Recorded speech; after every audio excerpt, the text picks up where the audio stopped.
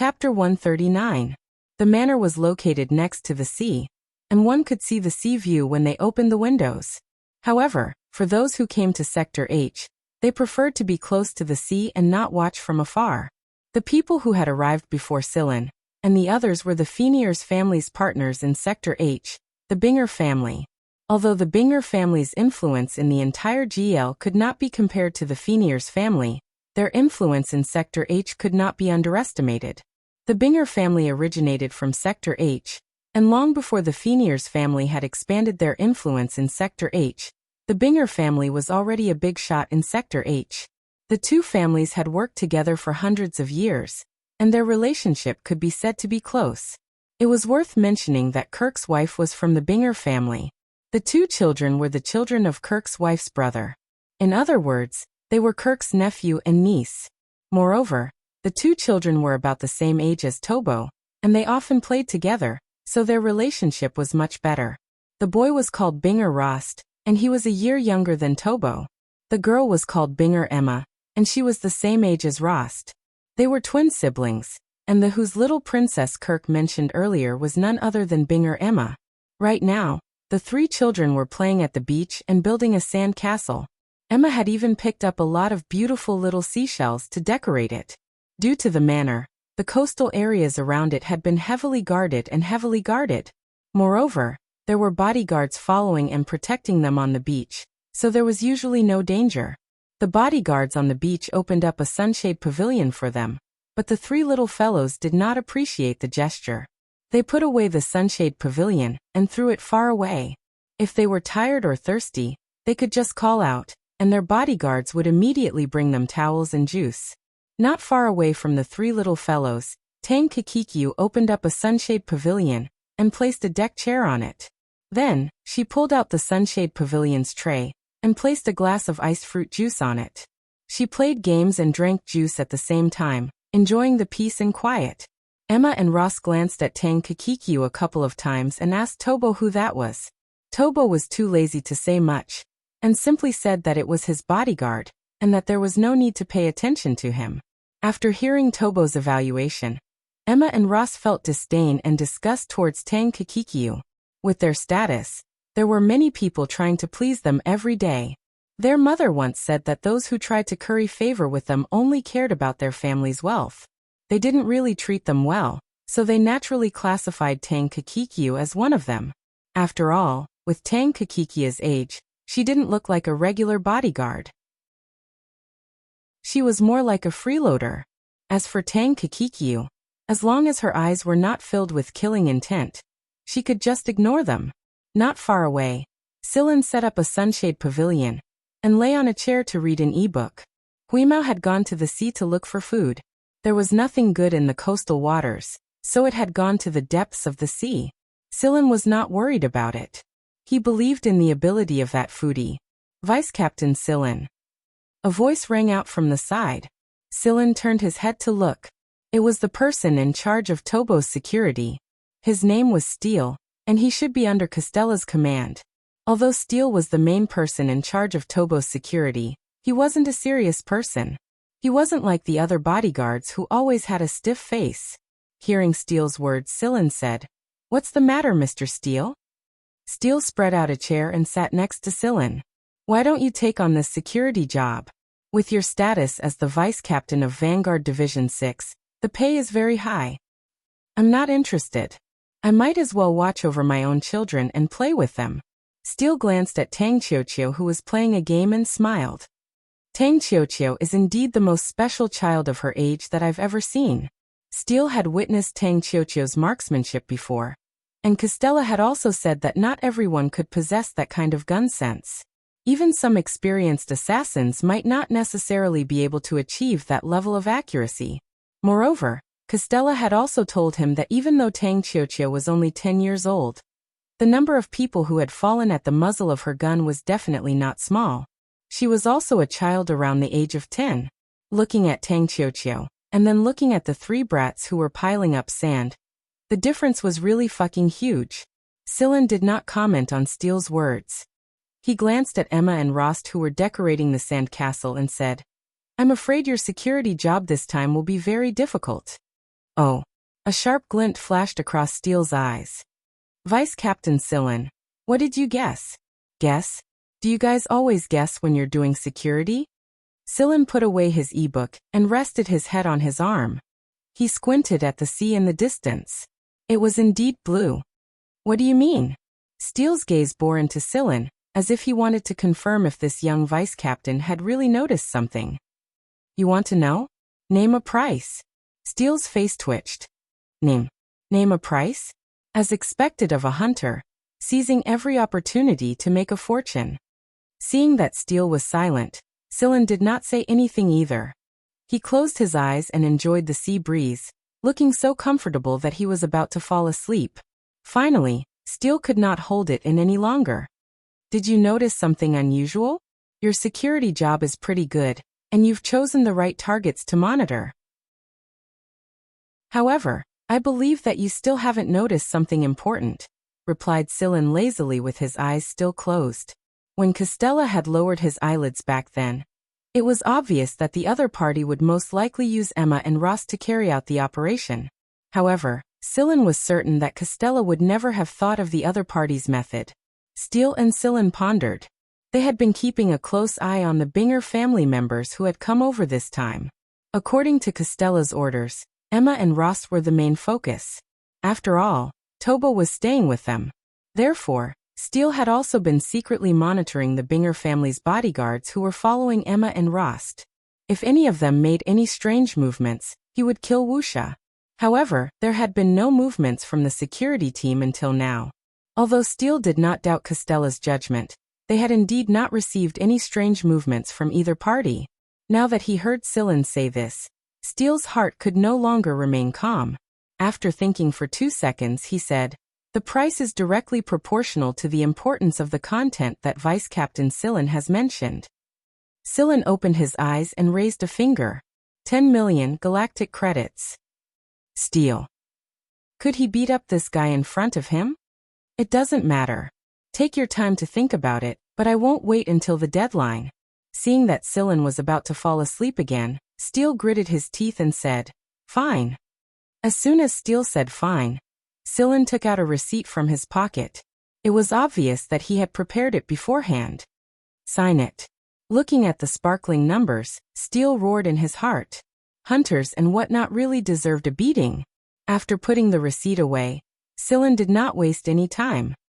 He took out the e-book in his hand and flipped through it before passing it to Steele. Steele took it.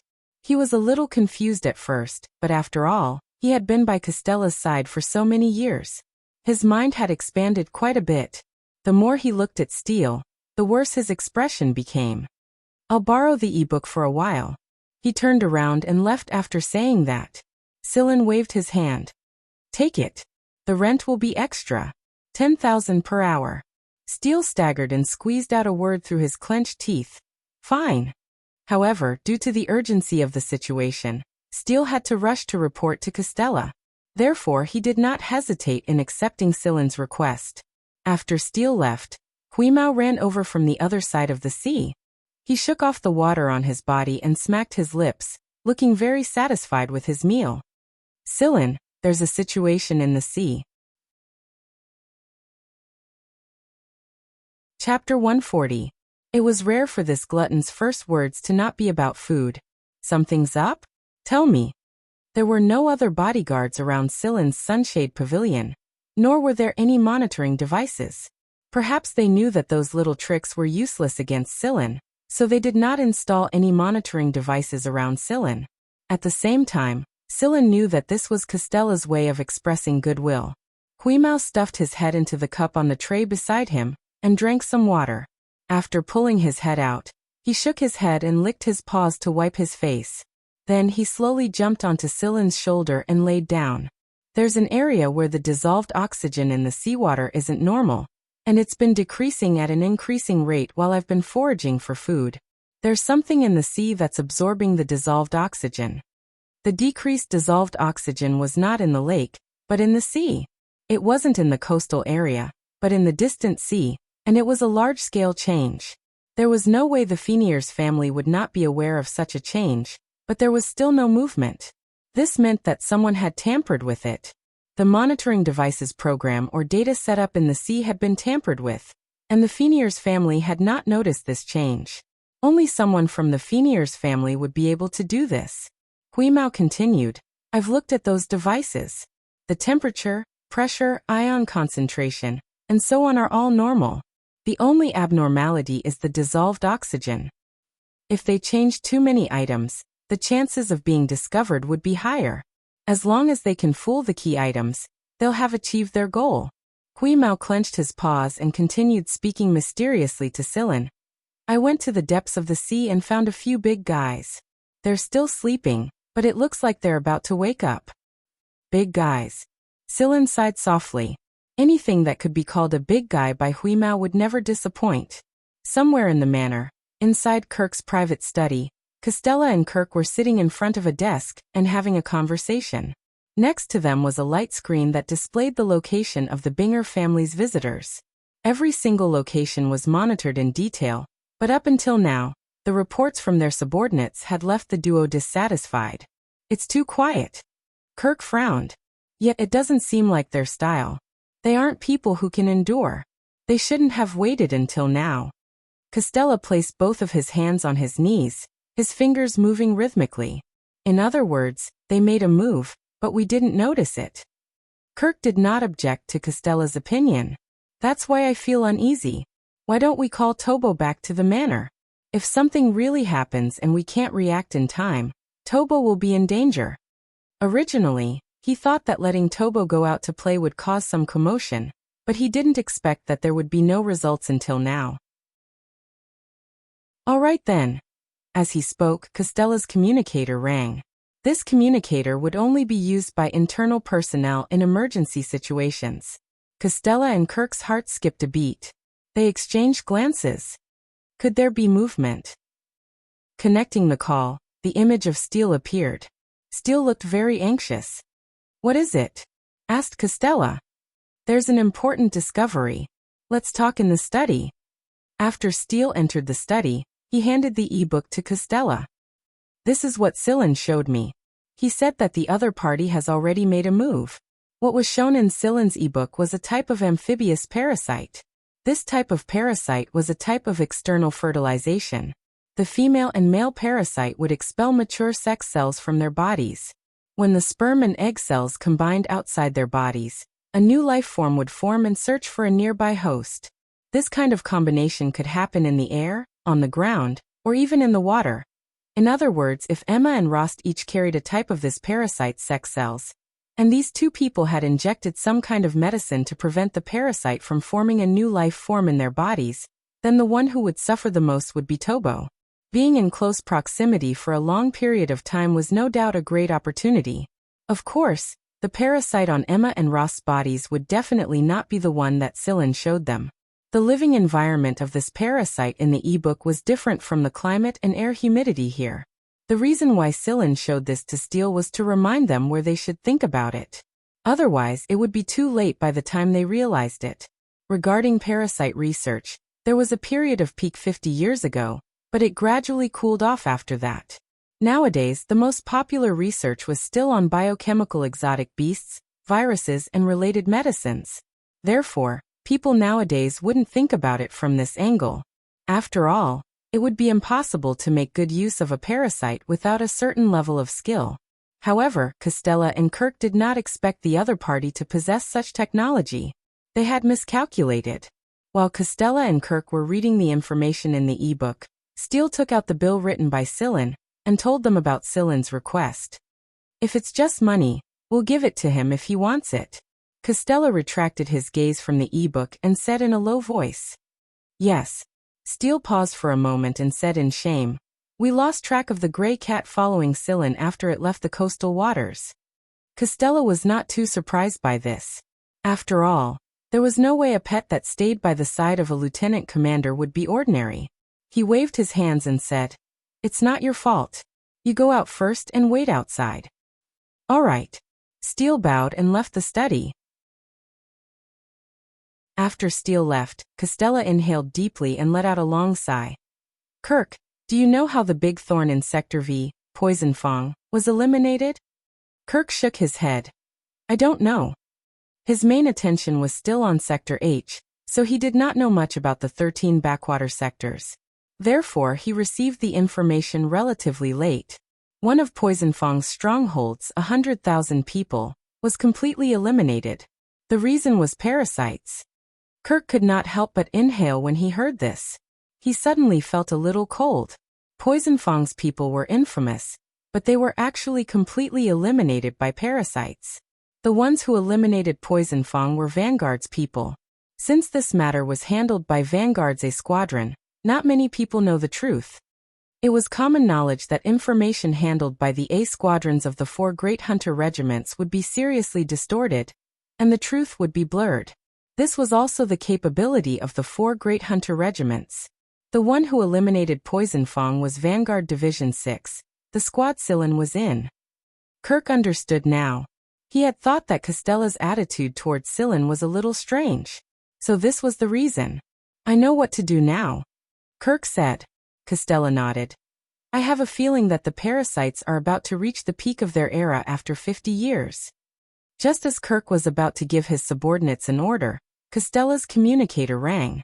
Looking at the display, Costella made a gesture to Kirk, and Kirk immediately put down the work in his hands. Costella had given Sillin his communicator number on this planet. If there was nothing important or if the situation was not urgent, Sillin would not call Costella's number directly. Just like how he had sent the news through steel just now, although the parasite would affect Tobo, it was not life-threatening for the time being. But now, since Sillin had called Costella's number directly, it meant that the situation was serious. Costella had no choice but to treat it with caution. The communication was connected, and Sillin's image popped up. I have a message. But Sillin did not continue to say what it was specifically. Name a price. This time, Costella did not need Sillin to mention it. Chapter 141. This little old man was straightforward. Seeing how straightforward Costella was, Sillin cut to the chase as well. 20 million galactic credits. Sure. Bill or savings card. Costella said this almost without hesitation. There's no rush. I'll give you the bill. I believe that the Feniers family won't go back on their word when it comes to this. I'll tell you the information first. Sillin straightened his expression. There's a region in the ocean with abnormal dissolved oxygen. That was all Sillin said, but he had already conveyed what he wanted to convey. He believed that with Costella and Kirk's intellect, they would be able to foresee and infer what might happen in certain threats. Since Sillin said that there was a region with abnormal dissolved oxygen in the ocean, and the Feniers family's monitoring device in the ocean did not detect this information, it meant that someone had made a move long ago. Moreover, Costella and Kirk were well aware of the disaster that could be caused by a large-scale abnormal dissolved oxygen in the ocean. Therefore, after hearing Sillin's words, Kirk and Costella immediately got to work. The 3 little fellows who were happily catching crabs on the beach were escorted back to the manor by the surrounding bodyguards. Before they left the beach, Sillin stopped Tang Qiuqiu and told her a few things. He also reminded Tang Qiuqiu to be careful. After that, Sillin and Huimao returned to the manor, where Costella had arranged a guest room for Sillin. Sillin passed the bill to Steele and asked him to pass it to Costella. This time, Steele did not look surprised. Instead, his attitude toward Sillin was a little more cautious than before, and his words were not as casual as before. After entering the room, Sillin placed his finger on Huimao's forehead. Huimao then transmitted all the information he had gathered in the ocean to Sillin. It was very strange. Sillin was clearly not a cyborg, but he could receive the information formed from the special signals sent by the cyborg Huimao. Feeling the information transmitted from his finger, Sillin also analyzed the situation here at the same time. He also saw the big guys in the deep sea that Huimao mentioned. If those big guys rushed to the coast at the same time, even if they had weapons, they would probably cause serious damage. What's more, there was an underwater base near the coast. If they were hit by those guys, the underwater base would be destroyed. However, Sillin was curious as to how those people could ensure that the big guys at the bottom of the sea would wake up and make them come over at the same time. While Sillin was analyzing the problem, Kirk welcomed a guest from the Binger family. Binger Warsaw, Emma and Ross's half-sister. Although she was a young lady, she played an important role in the Binger family's business. She also had the power to make decisions on some big issues. This also showed that this young lady wasn't simple. She had long hair that resembled the ocean, a dignified Rayleigh temperament, and a light blue dress that hung to the ground. However, as she walked, it outlined the silhouette of her long legs that were covered by the dress. She walked calmly towards Kirk and Costella. Unlike Emma and Rost, Warsaw's mother was a native of Sector H's ancient race, the New Europeans. Some people said that the New Europeans were the descendants of the mermaids. They possessed the appearance of humans and could walk and run on land. They could also transform into mermaids and swim in the sea. And Warsaw was undoubtedly more outstanding than her predecessors. The New Europeans didn't like to show their legs. This was because most people's first reaction when they saw the New Europeans was to look at their legs. This was because the New Europeans would transform their long legs into tails when they transformed. The New Europeans didn't like other people's gazes. Therefore, it had become a habit over time. They would wear long skirts or robes that covered the lower half of their bodies tightly. As for Binger Warsaw, the people of Sector H called her the Binger family's mermaid princess. This not only showed Warsaw's outstanding appearance and temperament, but also her background. What a surprise! I didn't expect the beautiful mermaid princess to come. Kirk gave a gentlemanly bow. It's a pleasure to meet you, Mr. Kirk. My father is ill and unable to come, but this matter is of great importance to him. That's why he sent me over. Warsaw also gave a lady's bow and responded appropriately. It looked like she encountered such things often. I'm very sorry that Emma and Rost have caused you trouble. Warsaw was referring to the fact that some people had used Emma and Rost to harm Tobo.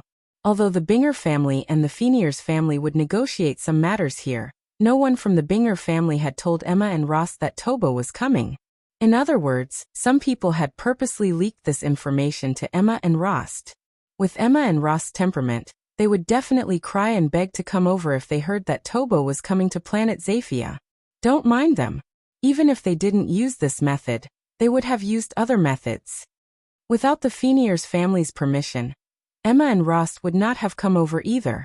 From a certain perspective, the Feniers family and the Binger family had reached an agreement on this matter.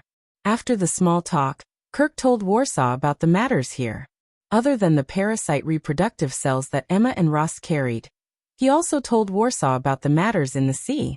After all, Warsaw, who had inherited the bloodline of a European, would definitely know more about the problems of the sea.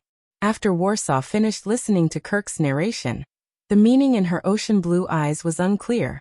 After thinking for a moment, she suddenly said, "Is it convenient for me to explore the sea? Go ahead." Kirk did not have any objections to Warsaw's request. He only hoped that Warsaw could discover more things and understand more. Only then would they be able to act more purposefully. Warsaw did not have time to meet Emma and Rost. Under the guidance of Kirk's men, she brought the Binger family members to an area of the sea on a spaceplane. Kirk had already dealt with the monitoring device in the sea and the related personnel. The fact that they had tampered with the monitoring device 7 days ago meant that these people had been deployed for a long time. Kirk was prepared to clean up every single person in the Feniers family's territory in Sector H after this incident, to prevent any future troubles. Warsaw changed into a new set of clothes and jumped into the sea with a few European newbies. After entering the sea, their arms and legs would change into webbing, tails, and fins. This greatly increased their swimming speed in the sea. At the same time, they could use their skin to absorb some of the dissolved oxygen in the sea. Before long, Warsaw returned to the spaceplane with her men, and expressed that she wanted to check out the coastal waters. Although Kirk did not understand Warsaw's actions, he still agreed to it. Some people were not optimistic about this. Although Warsaw and the others were European newbies, the Feniers family's defense system was also densely spread around the coastal waters. How could there possibly be any abnormalities?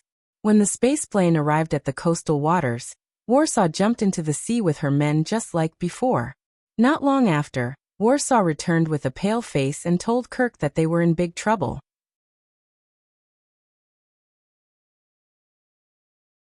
Chapter 142. What's going on? On the other side of the communicator, Kirk looked a little nervous. Anything that could be classified as big trouble by Warsaw was definitely difficult to deal with. Mr. Kirk, I've discovered some echo conches in the coastal area. Please send your men to evacuate them. The situation is urgent. Please act immediately. Warsaw's voice was trembling slightly, and this made Kirk even more worried. What kind of echo conch could cause this famous mermaid princess to react like this? Although there were many things he did not understand, Kirk still followed Warsaw's instructions and immediately sent his men over with the best equipment. Kirk even personally supervised the operation. When Kirk saw the image sent over by the underwater personnel, he was shocked. The diving personnel pushed aside the seaweed and revealed 6 conches that were about 10 meters long. Other than their size, they did not look much different from other conches. However, it was these 6 conches that caused Warsaw to tremble in fear. These echo conches must not be damaged in the slightest. If they are broken, it is highly likely that they will emit sound uncontrollably. If they emit sound, then everything will be too late. Warsaw said.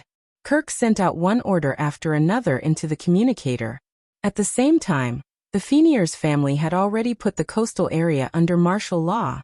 If there were any unusual movements or suspicious people, they would kill Wuxia. What is an echo conch? Kirk finally asked. Warsaw forced a smile upon hearing this. I was careless. Even the natives of Sector H rarely know about echo conches, much less those who are not from Sector H. It is normal that you do not know about them. After adjusting her breathing, Warsaw continued. You know that fishes and many other marine creatures do not have ears in the true sense of the word. They receive and feel sounds through their skin. Some sounds will gather some special sound waves. We cannot hear these sound waves, but they will cause pain when they act on our eardrums. Warsaw pointed at her head. That is why many humans will feel a headache when they hear certain sounds. Or perhaps, the sound waves that are beyond the range of human hearing are completely inaudible to humans. However, these sounds have a huge impact on the creatures living in the sea. I wonder if you have heard of sea god's summon? Warsaw asked. I remember Tobo reading a fairy tale that involved the call of the sea god. In the story, the sea god would summon the monsters that lived deep under the sea to punish the sinners. When Tobo was young, Kirk used to read him fairy tales. He had seen such a story, but Kirk had never taken it to heart. After all, it was just a fairy tale. It sounds like a fairy tale, but the call of the sea god is real. It happens in the deep sea, in the abyssal crevice. When there was a change in the seabed's crust, due to some physical or chemical reasons, there would be some sounds coming from the cracks. Even the most advanced instruments could not simulate it. Humans will get headaches if they hear these sounds, and in severe cases, they will die directly. However, for sea creatures, especially the giant deep-sea sea beasts, these sounds will stimulate their skin, making them excited, and they will chase after the sounds. Hearing Warsaw's explanation, Kirk felt goosebumps all over his body. The communicator in Kirk's hand was on, and Costello was listening quietly on the other end of the communicator. He could not help but sigh at the unknown mysteries of Sector H. Echo conches live at the bottom of the sea, and they usually live around those cracks. Every time a crack makes a sound, the echo conch will remember the sound. Every few years, they will emit the sound they remembered and attract the deep-sea creatures. These creatures will then bring the echo conches to other places and reproduce. For young echo conches, the water environment in the crack zone is not suitable for them. When the crack makes a sound again, the echo conch will stick to the deep-sea creatures and return to the crack's surroundings, absorbing the certain factors released from the crack for the echo conch's growth. Therefore, for adult echo conches, the area around the crack is a place they must survive. If they leave this place, they will not live for more than 20 years. Before the echo conch dies, they will emit one last sound, and it is also the loudest sound they have ever made in their lives. According to the condition of this planet's ocean, there are no deep-sea cracks like that, so it is impossible for echo conches to exist. Right now, the echo conches under this sea area should be brought over by the Vezin family, because the condition of this planet's ocean is not suitable for reproduction, and there are no cracks that emit sound to summon sea creatures. These echo conches have always been in a state of hibernation. However, this state of hibernation is about to reach its limit. If they were placed in the deep sea, they could still persist for 3 to 5 years, but placing them near the sea has undoubtedly accelerated their death. There is a possibility that they will emit their final sound at any moment. Kirk could not help but recall. The cooperation between the Feniers family and the Wiesen family had been cut off 5 years ago, and the closest period of cooperation was 10 years ago. These echo conches should have been secretly placed into the sea 10 years ago as well. This meant that the Wiesen family had been plotting against the Feniers family since 10 years ago. They had set up a hidden bomb on this planet that the Feniers family used as Sector H's administrative center, and the joint suppression of the Feniers family and the Binger family over the past 2 years had caused the Wiesen family to decide to activate this sleeping bomb. Kirk checked for a bit, and according to the records of the Coastal Seas Defense System, there were no threatening incidents here a month ago. However, if there was anything unusual, then it would be those dolphins that had appeared at that time. On this planet, it was not rare for dolphins to appear in groups near the sea. This was especially true in the past few years, as similar situations had appeared in every part of the planet's coastal sea. From the looks of it, those dolphins had been trained to transport these echo conches here. Since there were only dolphins and conches, the defense system did not classify them as a threat. After all, they had never encountered such an incident before. Moreover, Kirk had never objected to the activity of dolphins and other sea creatures near the sea in the past, but now, perhaps the Wiesen family was the one who planned the dolphin swarm incident in the first place. I remember that there are people in the Wiesen family who are skilled in taming, and the Wiesen family's experienced tamer has always kept a low profile and is unknown to the public. Kirk and Costello also agreed with Warsaw's opinion. As long as these echo conches have not reached their final deadline, as long as they have not made any noise, this matter will be easy to handle. After we get them out, we can throw them far away into the depths of the sea and blow them up. No matter how they scream, they will not have any impact on the coastal areas. Kirk sighed. I hope so. At the same time, he transferred a group of people over to strengthen the defense, to prevent external interference. Inside the manor, Huimao squatted on the windowsill, looking in the direction of the sea. Sillin sat on a chair next to the window, reading a book. Huimao's cat tail was draped over his arm. Huimao could see what was happening in the distant coastal sea. Although he could not see the situation at the bottom of the sea, Huimao could monitor the communication device in the aircraft parked above the sea.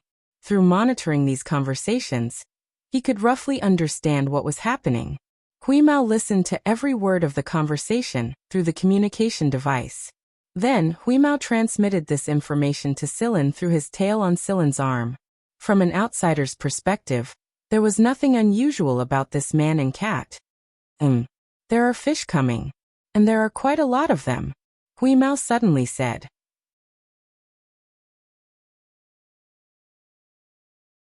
Chapter 143. When Huimao said this, inside the spaceplane above the coastal waters, Warsaw's expression also changed. She said to Kirk, "A large school of fish is coming our way, and they're surrounding us from 3 directions. There are no less than 300 of them." The defense system in the sea had obviously detected this as well, but since there had never been a school of fish attack, the program settings did not display the danger level as high. Kirk thought that after this incident, he would definitely reset the threat level of the school of fish attack in the defense system. That was then, and this was now. Right now, the echo conches were being transported under the sea with utmost caution, and yet a large school of fish just had to appear at this time. He could not help but think deeply. Why did such a situation occur? Excluding natural circumstances and other triggers, the only thing left was the human factor. Kirk had mobilized his men to defend the area, and the spaceplane had also readied its weapons. Black marlin. The back of their bodies was almost black in color, and they had dorsal fins that were as wide as sails. They were all more than 10 meters long, and they were much faster than a normal marlin. When they swam with all their might, their speed was no slower than a bullet, and the bone swords formed from their premandibles and nasal bones were even sturdier, and could easily pierce through steel plates. Black marlin usually lived far out in the sea, and no one had ever seen them near the coastal waters. But right now, these big marlin were split into 3 well-trained groups and outflanking them. Moreover, it was obvious that they were experienced in dodging bullets and their reflexes, as if they had practiced this thousands of times.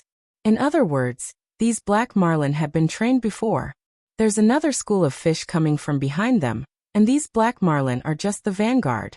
Mr. Kirk, I think it's that mysterious tamer from the Wiesen family, Warsaw said. Warsaw had also heard from the elders in her family that there weren't many true tamers left in Sector H. Following the spread of new technology and other advanced civilizations, the ancient inheritance of communicating with fish had gradually declined. Right now, some of the so-called famous tamers were just jugglers for people's entertainment. A true tamer only needed one person to control hundreds or thousands of marine fishes or other advanced marine creatures for their use. However, in this current developed sector, ancient tamers were no longer known to the public. Warsaw knew of 2 such tamers. One was in the Binger family, and he usually kept an extremely low profile. Not many people in the Binger family knew of his existence. The other was the Wiesen family's tamer, and he was similarly low profile and unknown to the public. However, when the Wiesen family was being suppressed by both the Feniers family and the Binger family at the same time, this tamer finally made his appearance.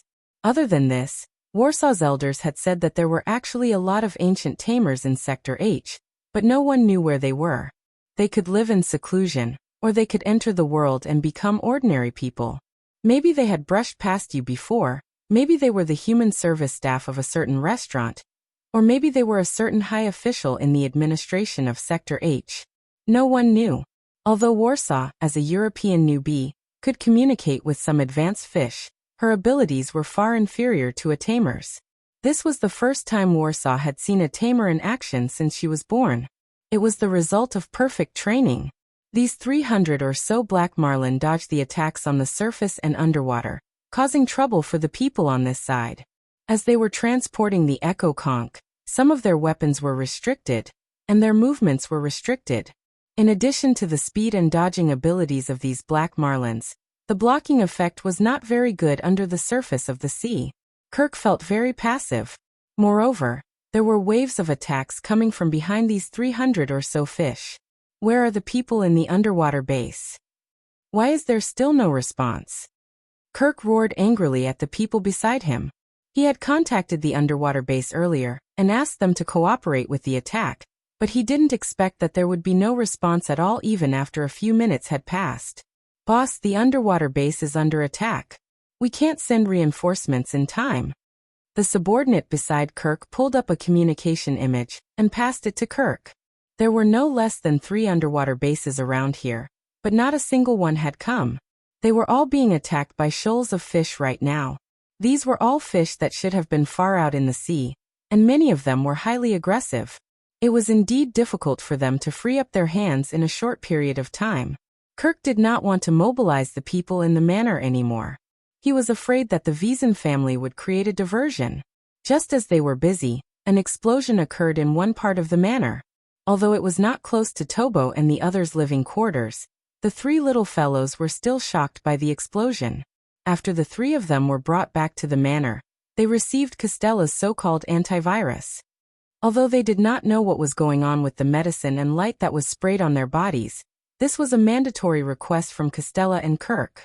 Even Tobo could not resist. The 3 little fellows, who were exhausted by the antivirus, were about to fall asleep when a big explosion woke them up. The bodyguard came in and told them that it was just a small accident and that they did not need to worry. There were bodyguards standing guard outside the room. On the other hand, Tang Qiuqiu was even more excited.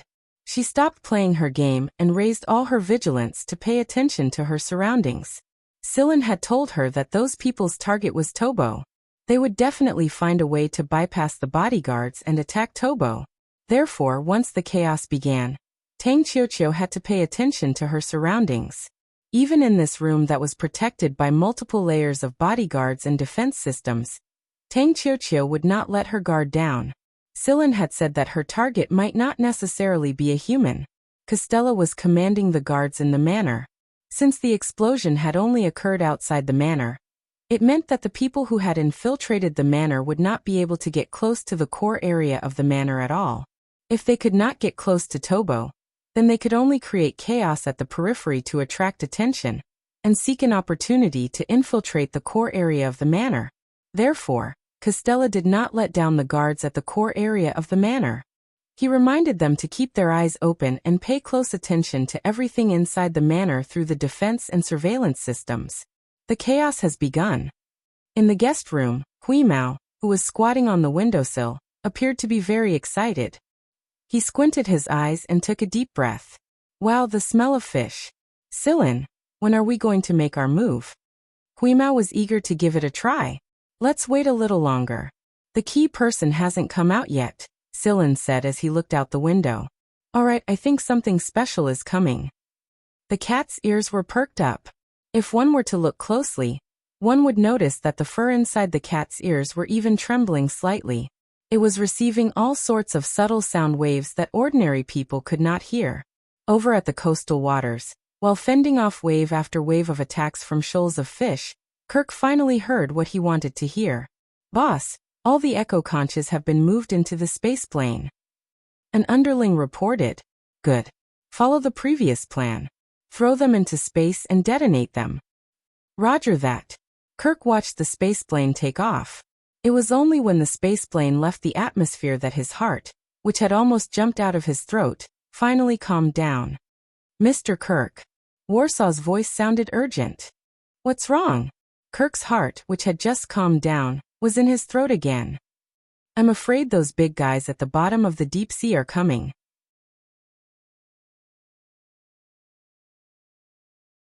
Chapter 144. Those fellows in the deep sea? Can the tamer even control those big fellows? Kirk exclaimed in shock. Although Kirk did not know much about tamers, when he thought of those tyrants of the deep sea being controlled by a tamer, he really felt a chill run down his spine. That would be too much of a monster. No, they can't control the tyrants of the deep sea. However, they can control other fishes and change the environment of the sea, prompting those tyrants of the deep sea to move. You're saying that Vizen's men changed the dissolved oxygen there in order to make it easier for those tyrants of the deep sea to move according to their route? Kirk recalled the area of the sea with extremely low dissolved oxygen. Kirk could not find the tamer who was controlling these shoals of fish. Until now, there was no news of the tamer at all. Although the tamer could not control those big fellows, they could awaken those fellows sleeping in the deep sea. Right now, the shoals of fish were still swarming in this direction. The awakened tyrants of the deep sea needed to forage for food, and they discovered that the surrounding waters were lacking in food, and the dissolved oxygen was extremely low. Such an environment would force them to move to waters with a better environment and more food. The tamer had created a misconception and made them think that rich food and a good water environment would be in this direction. Warsaw ordered her subordinates to drive a spaceplane from the Binger family over. Mr. Kirk, I can hold those big fellows back for a while. Use this time to think of a way to find that tamer. If push comes to shove, we'll have no choice but to use weapons of mass destruction. After all, this planet was very important to the Fenrir's family.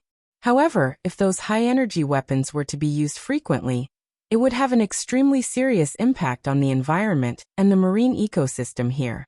The destruction of the overall system would cause this sapphire to lose its luster.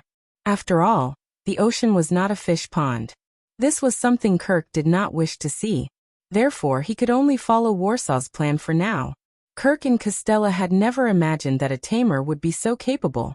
No wonder those old men of the Fenrir's family said that every sector had its own primordial power. It would be best if they could not come into contact with these primordial powers. After Warsaw entered her family's spaceplane, the spaceplane flew into the distance. After leaving the coastal waters, a round platform popped out from the front of the spaceplane. Warsaw stood on top of it. Under the surface of the sea, in the depths, a few huge creatures were moving towards the shore. In the distance, one after another, huge black shadows were coming over. Gazing at the endless sea, Warsaw let out a high-pitched chant from her throat. No one could understand what she was singing, But Kirk realized that the shoals of fish on this side of the sea had obviously calmed down, and the anti-interference scanner showed that the movement speed of those dots in the distant deep sea had also slowed down. Before the echo conch was brought out, Wuxia did not dare to chant, as she was afraid that it would have the opposite effect. If the echo conch came into contact with the sound wave and performed an ensemble, then it would be over. Now that the issue of the echo conch had been resolved, Wuxia could finally relax. At the same time, she also took the opportunity to make the Fenier's family wary of her and increase her own influence. She also made Kirk think highly of the Binger family, which would bring the Binger family even greater benefits in the future. The mysterious language, the high-frequency chanting, was like a song from the deep sea, deep and distant, filled with an ancient aura. This was the song sung by the bloodline of the ancient race of Sector H, the Ocean race. It could communicate with the higher-level creatures in the sea. The higher the evolutionary level of the creatures that lived in the sea, the smoother this kind of communication would be. Therefore, the shoals of fish attacking the coastal waters had only calmed down, but for those big fellows coming from the deep sea, they could understand the meaning behind the sound better. Kirk looked at the display screen of the instrument in his hand. The detectors set up around Wuxia's sea area could not transmit any data back. The sound wave interfered with the electromagnetic field in that area, disrupting the transmission of energy and signals. No wonder Wuxia insisted on using the Binger family's special spaceplane. It was made especially for Wuxia, and it could resist such sound waves. If it was any other spaceplane, it would have lost control and crashed a long time ago. Kirk now felt that he needed to re-evaluate the Binger family.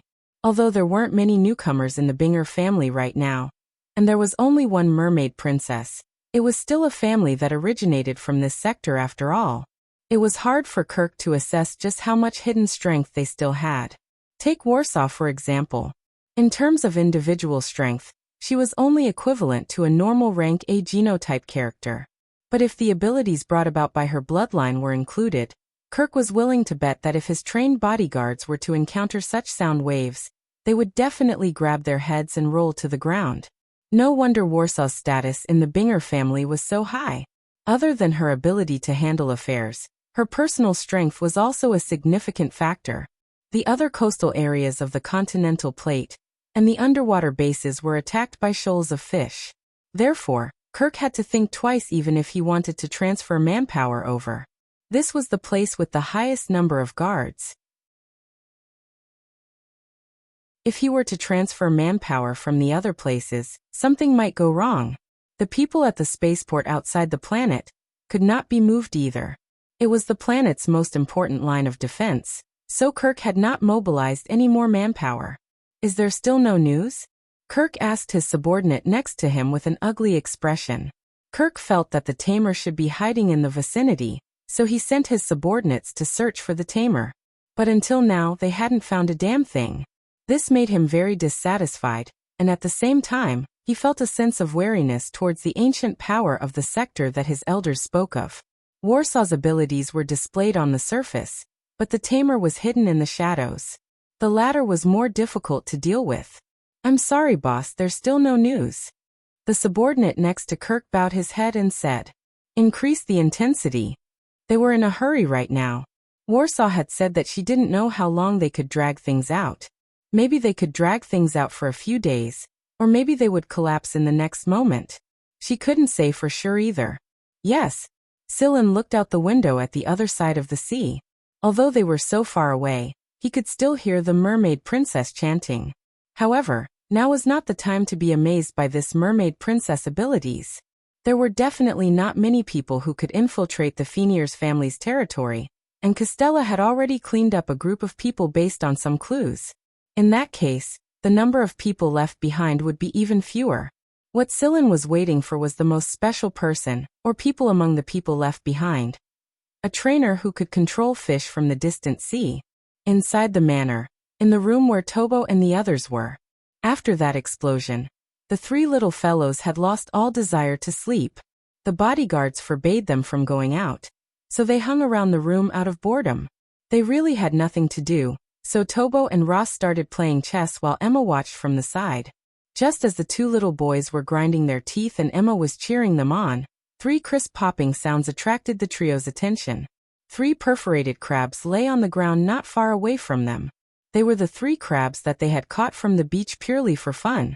Tang Kakikiu was holding a noiseless gun in her hand. She no longer looked at the crabs, but her eyes were sparkling. In another room of the manor, Costella received a report that some of the fresh seafood that was prepared for food from the kitchen and seafood storage had disappeared.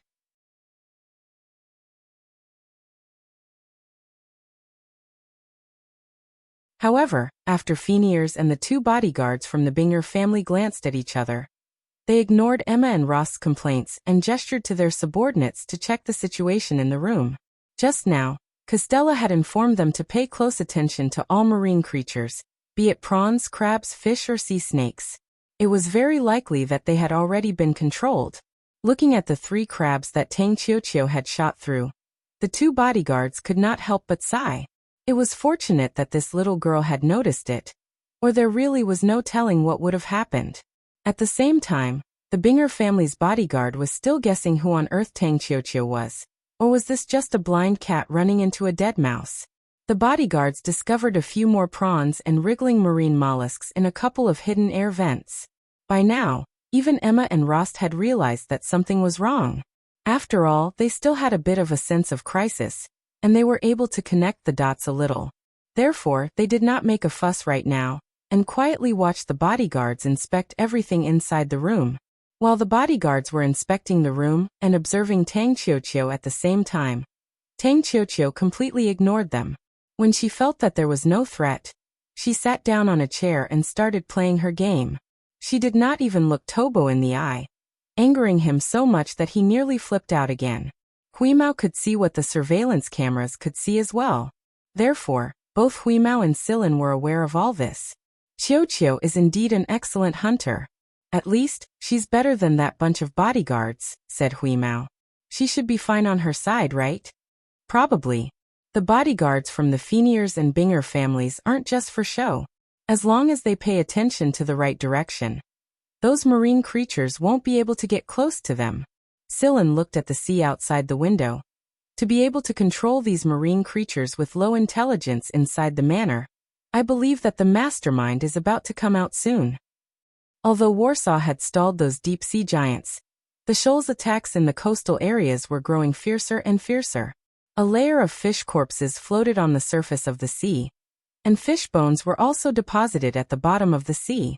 The overly dense mass of fish corpses was greatly disruptive to the Phineas family's movements, and some of the underwater bullets with low penetrative power were basically useless against them.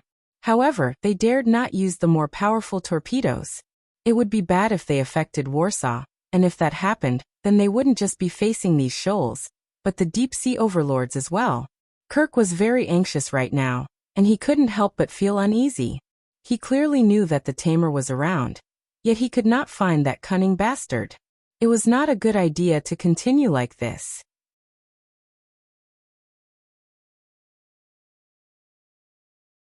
Chapter 146. Stop them. Kirk knew that these fellows' target was the manor. It would be troublesome if they were allowed to approach the manor. The situation at the manor was unclear to begin with, and adding these flying fishes to the mix would make things even worse. The shoals of fish in the sea could not come ashore, so they would not pose much of a threat to the manor no matter what they did. That was why Kirk was prepared to mobilize the defense team in the sea and shift their target. Who knew that Kirk would still underestimate the threat of these sea creatures? Boss the sea snakes. Kirk was about to give an order to the underwater team when he was stopped by his subordinate's voice beside him. He looked at the display. Some of the sea snakes dodged the shots with their agility and slender bodies, and began to come ashore. Kirk's heart turned cold just by looking at the patterns on the sea snakes' bodies. The venom that the sea snakes spat out was very corrosive, and this undoubtedly increased the difficulty of the defense battle. His subordinate also told him that there were some larger sea snakes and other terrestrial sea creatures in the sea. Kirk felt suffocated all over. This kind of restricted battle was so goddamn depressing. Fortunately, he had many years of experience. After Kirk quickly cooled down, he issued one order after another. A group of people retreated to the coast and targeted the sea creatures that came ashore. A group of people attacked the flying fishes in the air. The people protecting Warsaw were not allowed to move. While Kirk and Costello were busy, Sillin patted Huemau's head and said, "Pay attention to those flying fishes. I think that the tamer is on one of them."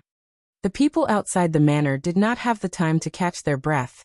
If it wasn't for their higher gene rank, they would have died a long time ago. The people inside the manor were even more on guard. They did not expect to face such a great war of mere people. Fortunately, fish were fish. They could not fly as nimbly as birds, and they could not fly too high either. Therefore, it was relatively easy to hit them. The manpower the Feniers family had mobilized from other parts of Sector H could not arrive immediately. Therefore, they could drag things out for as long as they could, and it would be better when they had sufficient manpower.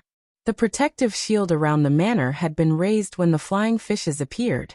However, it did not take long before they realized that there was a problem with the shield.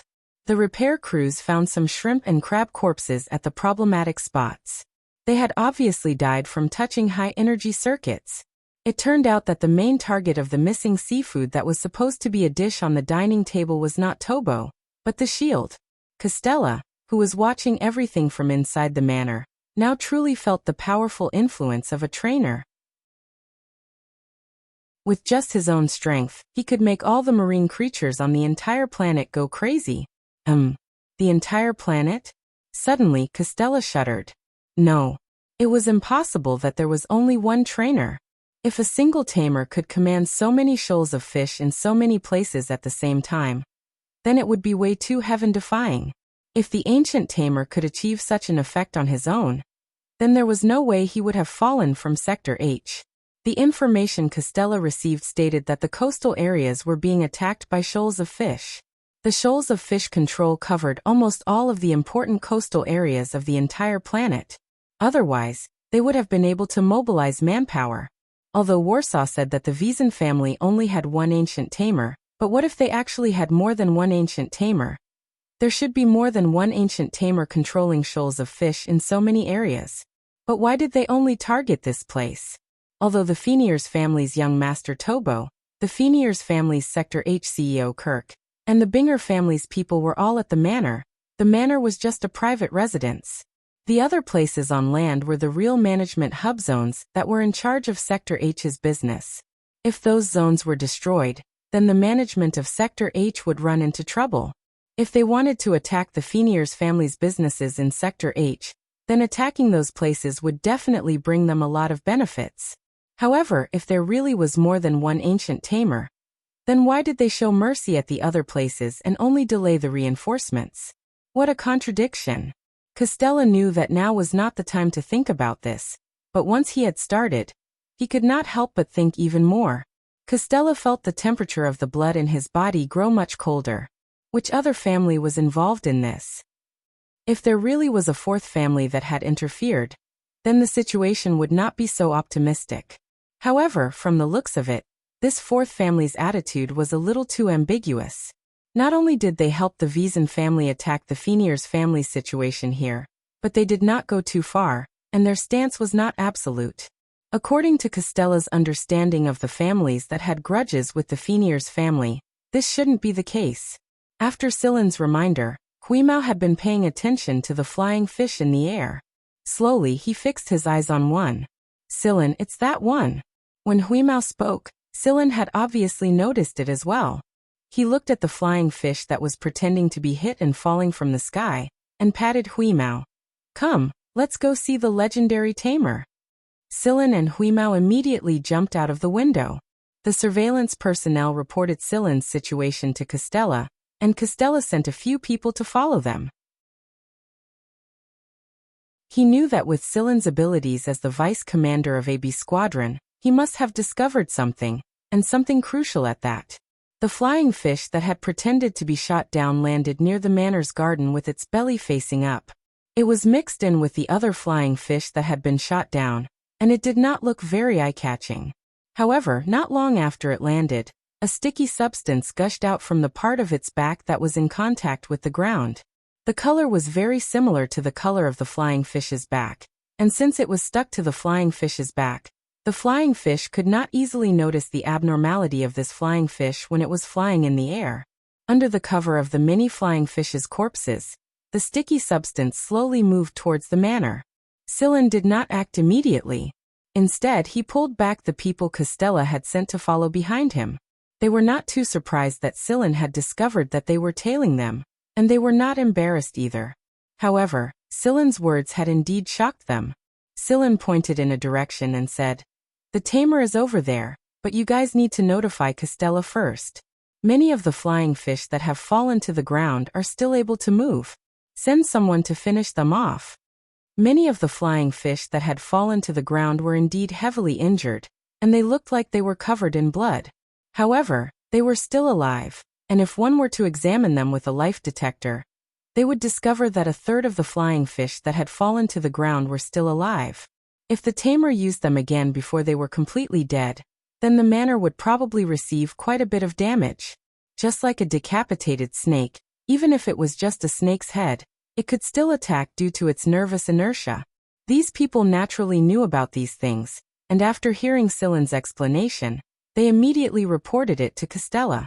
When Castella heard about it, he immediately sent someone to take action. These were all matters related to the Fenier's family.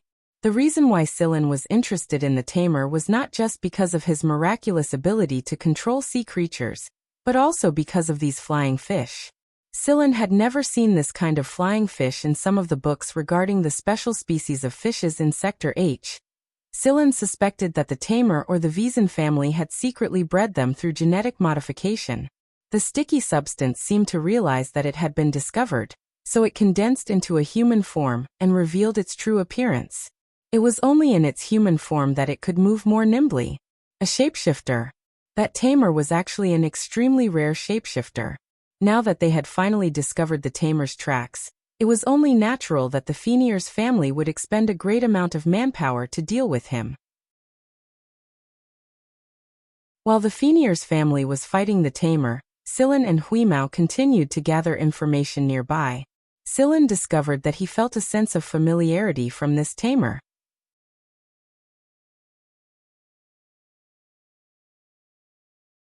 Chapter 147. The tamer controlled the undead flying fishes on the ground and other flying fishes to attack the manor, but before that, Castella and Kirk had already finished their preparations. Although there was a problem with the manor's protective shield, and it couldn't be activated, the tamer couldn't do anything to the manor for the time being. The repairman in charge of repairing the protective shield estimated that it would take around 10 minutes, and the reinforcements from the Fenier's family from other planets would also arrive around 10 to 15 minutes later. Therefore, if the tamer still didn't make any progress within these 10 minutes, then he wouldn't stand a chance anymore.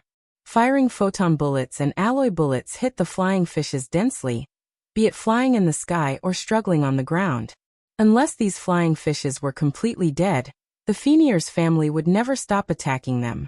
The counterattack of the dying flying fishes would also cause trouble for the defenders, so it was necessary to eliminate any future threats. Castella stood in one of the rooms in the manor and watched the situation. He silently read the reports from his subordinates. Castella didn't need to personally command the battle. He only needed to give a general direction of deployment and leave the rest to the guards and bodyguards in charge. These people were talents that the Fenier's family had painstakingly trained, so they couldn't possibly need Castella's instructions for every battle. The guards certainly cooperated well. At the critical moment, the advantage of the talents nurtured by the great families was revealed. If it were the guards of planet Brown Earth instead, it would definitely be a mess. Because the tamer was a shapeshifter, normal metal bullets and cold weapons had no real effect on him.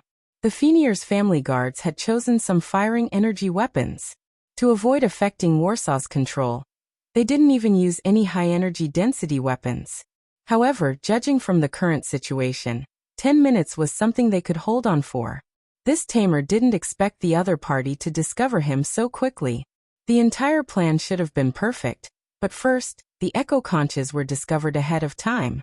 Then, Mermaid Princess Warsaw, who possessed the bloodline of the new Europeans, came to hold back those giant deep-sea beasts.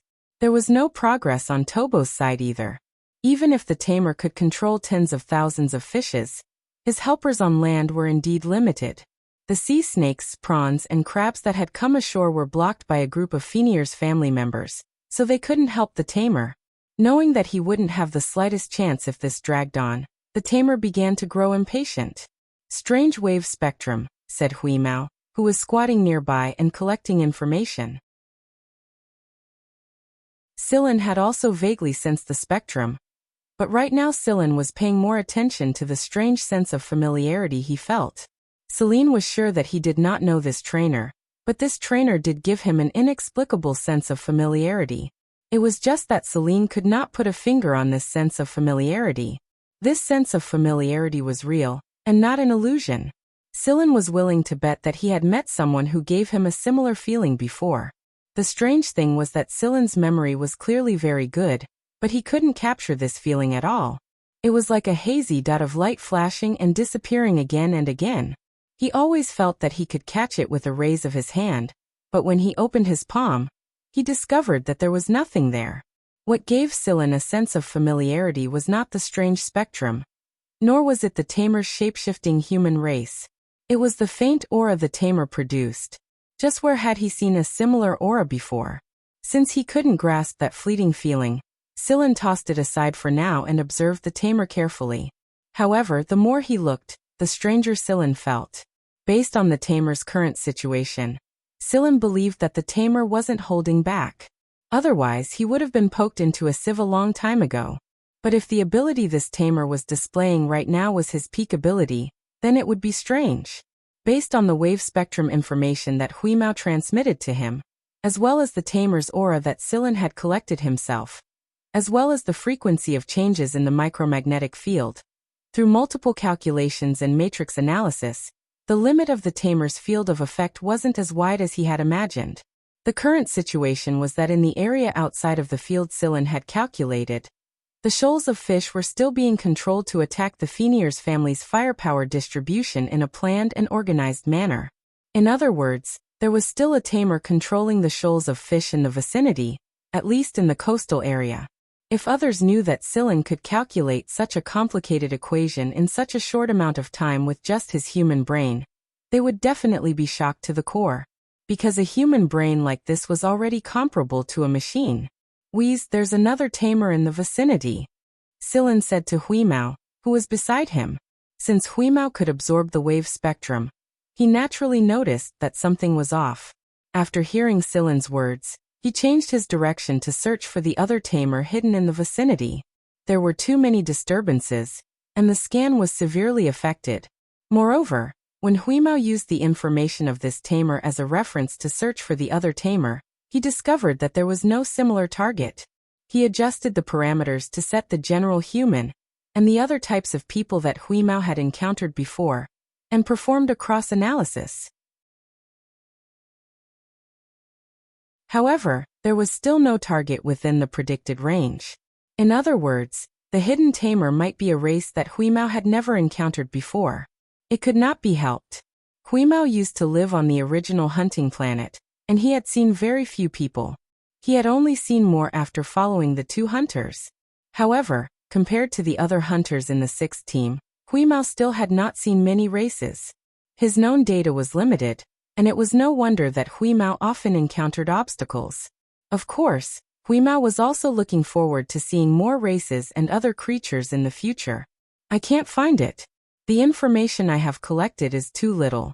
I can't compare it," Huimao sighed in frustration. Sillin looked at the situation around him and the sea. He thought for a moment and asked Huimao, "Can you capture the wave spectrum of each area, including those in the air, on land, and on the sea?" Sillin was not good at analyzing the wave spectrum of the farther areas, so he could only rely on Huimao. "Yes, I can." Huimao was absolutely confident in this. "That's good. You don't have to list the race parameters of the shapeshifters to compare. According to the wave spectrum of each area and the changes in the micromagnetic field, use cross-elimination to find the guy's location." After listening to Sillin, Huimao began his second search. Since Huimao and Sillin were next to each other, Huimao could share some information with Sillin. If this chaotic area was placed on a map, then every time Huimao calculated a data, a colored area would shrink. After a few calculations, the colored area that was originally overlapping with the entire map had shrunk a lot. 10 seconds later, Huimao and Silin were shocked at the same time. Found it. On the analysis map that Huimao had drawn up, there was a colored spot in the coastal area quietly hovering there. Silin and Huimao quickly rushed over there. Although Silin and the gray cat had concealed themselves very well, the tamer was obviously extremely vigilant. After realizing that he had been exposed, he swam towards the distant sea with a whoosh. The place where he was previously at, because of the instantaneous force, formed a vacuum area and then a whirlpool. It was obvious that the force was strong. Looking at the guy who rushed out like a cannonball underwater, Silin and Huimao cursed in their hearts at the same time. Damn, tamers are not normal people.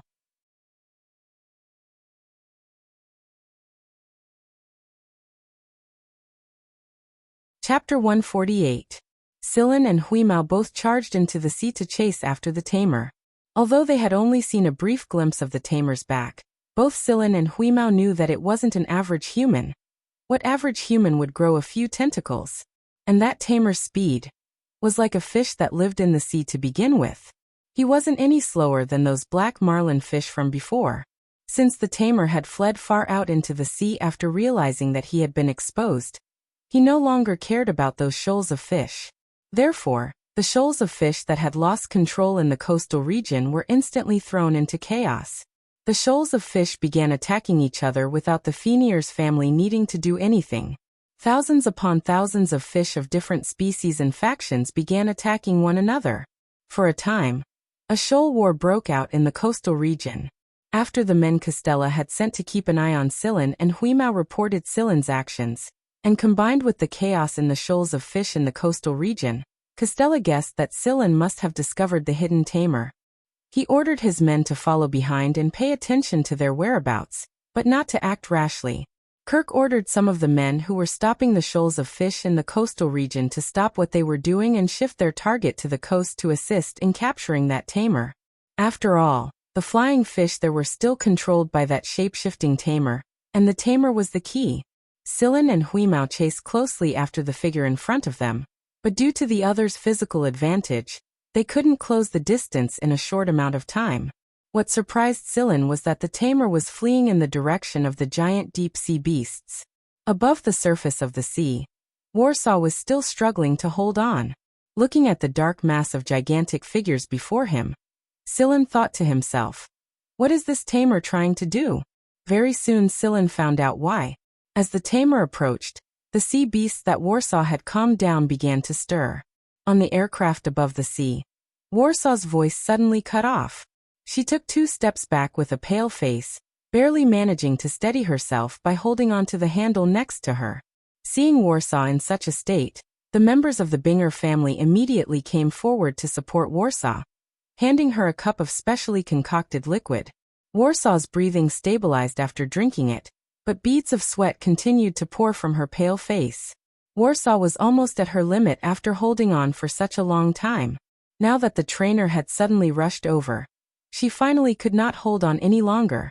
After getting someone to take the communicator and connect to Kirk, Warsaw said hurriedly with an unstable breath, "I'm sorry, I can't hold on any longer. A trainer has affected them. I can't hold them back now, Mr. Kirk. You have to respond immediately." Just now, Warsaw discovered that the originally stable sound wave pacification was suddenly cut off at one of the points by an abnormal wave band, which also caused the sea beast corresponding to that point to become restless. If Warsaw was at her peak, she would have been able to handle it, but now it was difficult for her to even speak. If there was one, there would be another.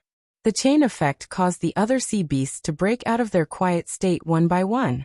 Huasha could no longer suppress them now. It looked like today's matter was not going to end well.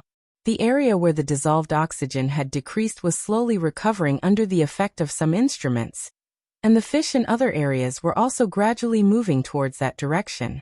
The ocean was huge after all, and although the tamers had controlled a portion of the shoals, this portion of the shoal was just a small corner of the entire ocean. It would be much easier if they could lure these deep-sea beasts to the distant sea, But the problem was that these deep-sea beasts seemed to have set their sights on this area of the ocean.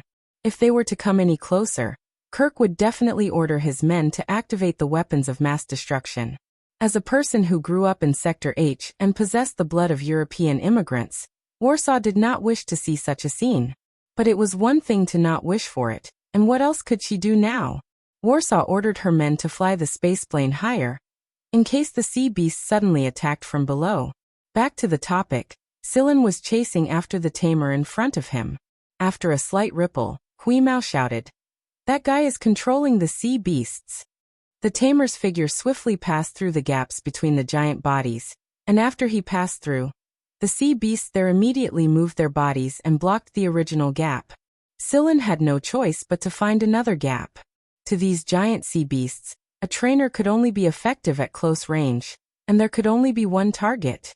Moreover, the trainer could not completely control the sea beasts. He could only create a tendency to make the sea beasts think that way at that moment. Therefore, this kind of control might not be 100% effective for a tamer, but if one of them worked, then it would be an opportunity. Just like the time just now, the sea beasts did not react much when he passed through the gaps earlier, but it worked when he passed through this gap. The sea beasts moved according to the tamer's set thought tendency and blocked off Sillin's pursuit route. If Sillin were to find another gap to chase after them, then he would waste a certain amount of time. On the other hand, the tamer would be able to run further and widen the distance between them. These sea beasts did not pay attention to Sillin and Huimao. As the overlord of a certain domain in the deep sea, their tempers were not very good. Previously, when they gathered here, everyone had nothing to do with each other, and did not fight for the time being. Or perhaps before they started fighting, Warsaw appeared. But now Warsaw no longer had the ability to persevere and pacify them. In addition, the tamer had the intention to anger these sea beasts. As long as one of the deep-sea giant beasts was successfully angered and attacked the other sea beasts, the waves raised by the angry deep-sea giant beasts could form a tsunami and engulf the manor over there. More than 10 deep-sea giant beasts, after the commotion, some half emerged from the surface of the sea, revealing their mountain-like dorsal fins. Some looked like multi-legged sea beasts, flinging their thick and long tentacles out of the sea. The surface of the sea was set off by waves. The shoals of fish in the coastal area were either dead or scattered. The tamer had also been captured. Without the tamer's control, those sea beasts would not attack in an organized manner now. They could not even escape. Kirk withdrew his men and ordered, "If those big fellows cross the coastal area's warning line, attack immediately." Before the men sent by Castella to tail Sillin could approach the area, the sea beasts had already gone berserk. It could not be helped. They could only keep a distance away and make plans later.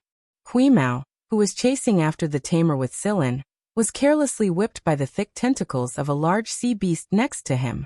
He was flung far away and rolled far away like a spinning top. "Meow my ass. Sillin, you go after them first.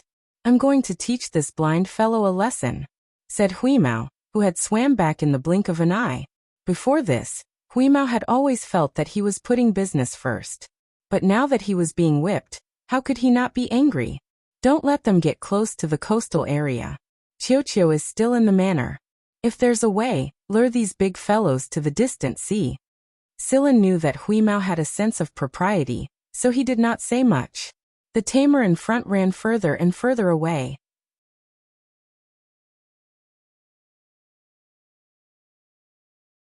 Chapter 149.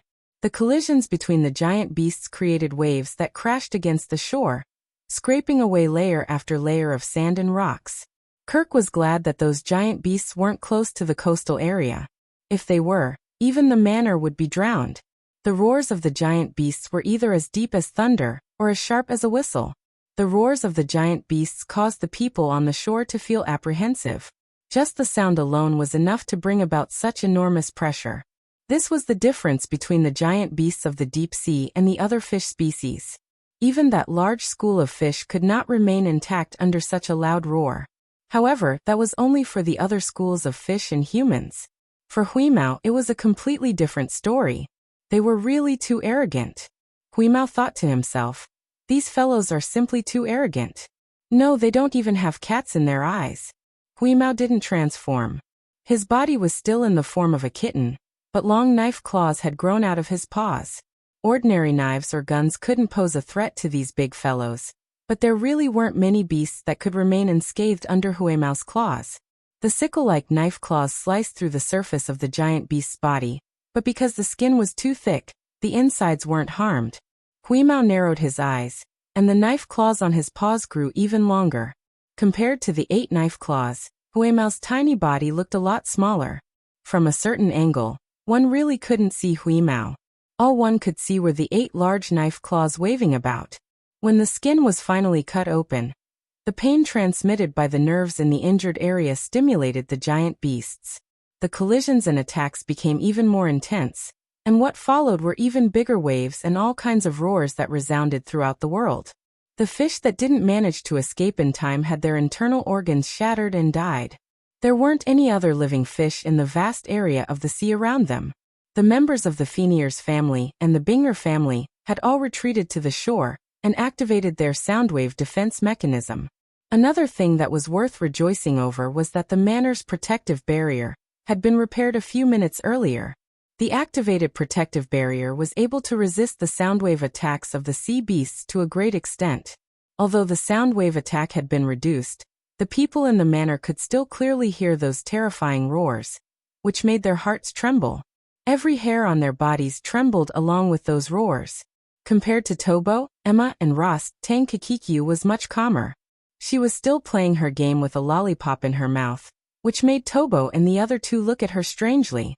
All the monitoring devices in the coastal waters had been disrupted and had lost their functions.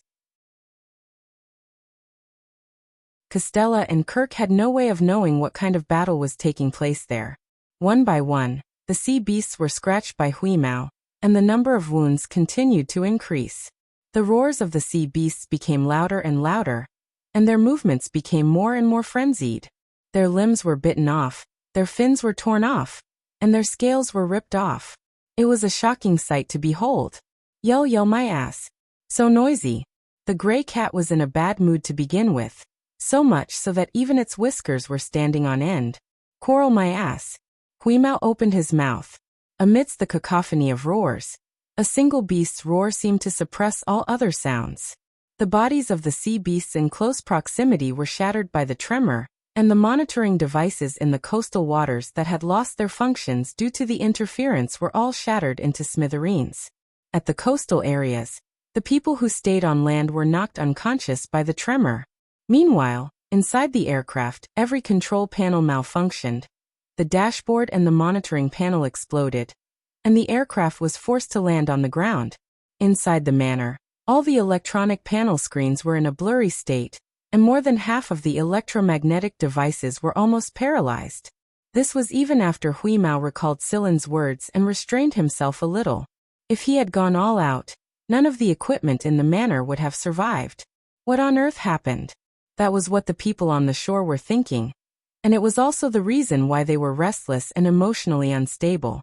Ever since they arrived on planet Zafia, they had never encountered such a situation. Warsaw and the other European newbies felt a wave of pressure, and the captured tamer was almost in a daze right now.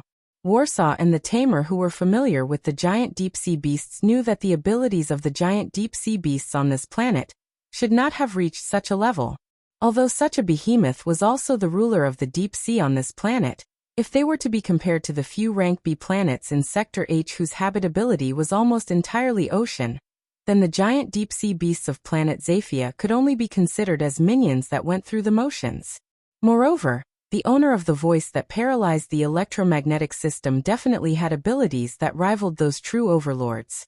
At first, Huimao wanted to forcefully chase these fellows to the distant sea, but he didn't expect that after a moment of venting his anger, these big fellows would obediently slip away to the distant sea as if they had seen their natural enemy.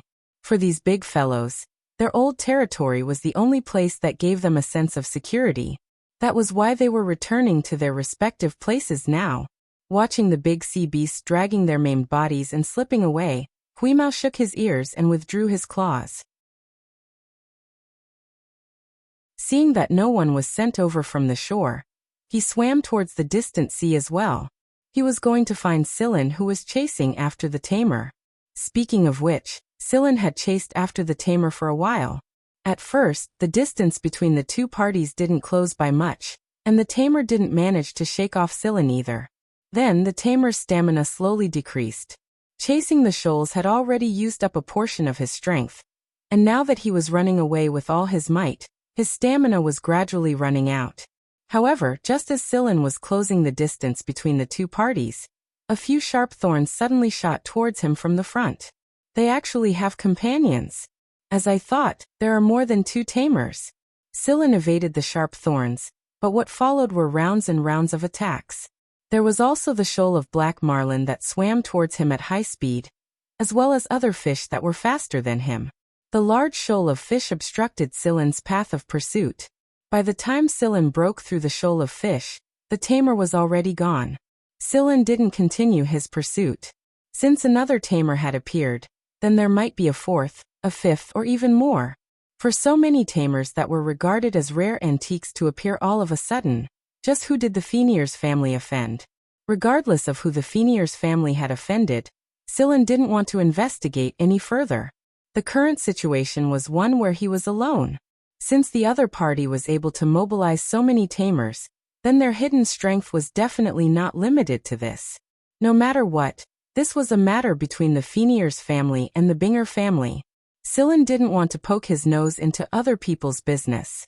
The twists and turns between the great families were too complicated.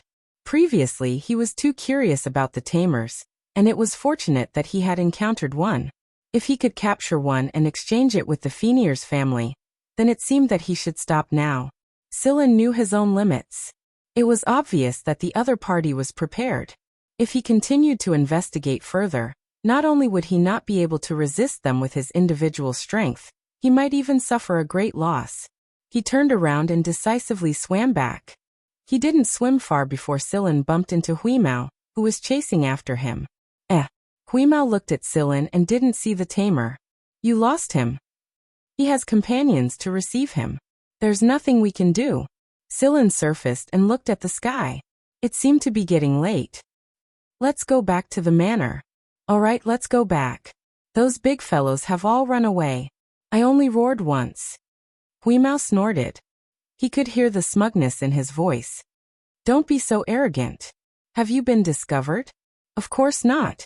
Because of the battle between the giant beasts, there was no one in the sea at that time. They had all escaped to the shore. Moreover, all the surveillance cameras in the surroundings have been destroyed. With those big fellows acting as cover, there's no way we would have been discovered. Huimao said with certainty. That's good. Let's go back. While you're at it, think of a way to extort more money from that old fox, Costella. Of course. We have to ask for more compensation no matter what. Oh right, I saw that there's dried fish on the manor's dining table. I'll ask for more when we get back to the manor. Extort more money when the opportunity presented itself. This was the philosophy that Diaz had instilled in him.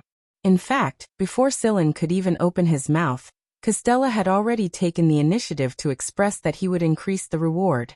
Sillin's contribution in capturing the Vezin family's shapeshifter tamer could not go unnoticed, even if Sillin did not participate in the capture. Other than that, although Sillin did not manage to capture another tamer, he had at least obtained one piece of information. There were at least 3 tamers involved in this operation, and there might even be more. After this ruckus, Costella, Kirk, and the others still had many things to handle. Warsaw and the others, on the other hand, were conflicted about which type of deep-sea giant beast had let out that absolutely oppressive roar at the end. Everyone was very busy. However, Sillin could not care less. After he received the receipt signed by Costella, he returned to his room. He had overused his brain today. Let's take a nap first. Tang Qiuqiu was still at her post, but there was not much for her to do at the moment. The bodyguards around her were keeping a close eye on Tobo. On the other side of planet Zafia, on the surface of the sea that no one had noticed, a few figures were gathered there.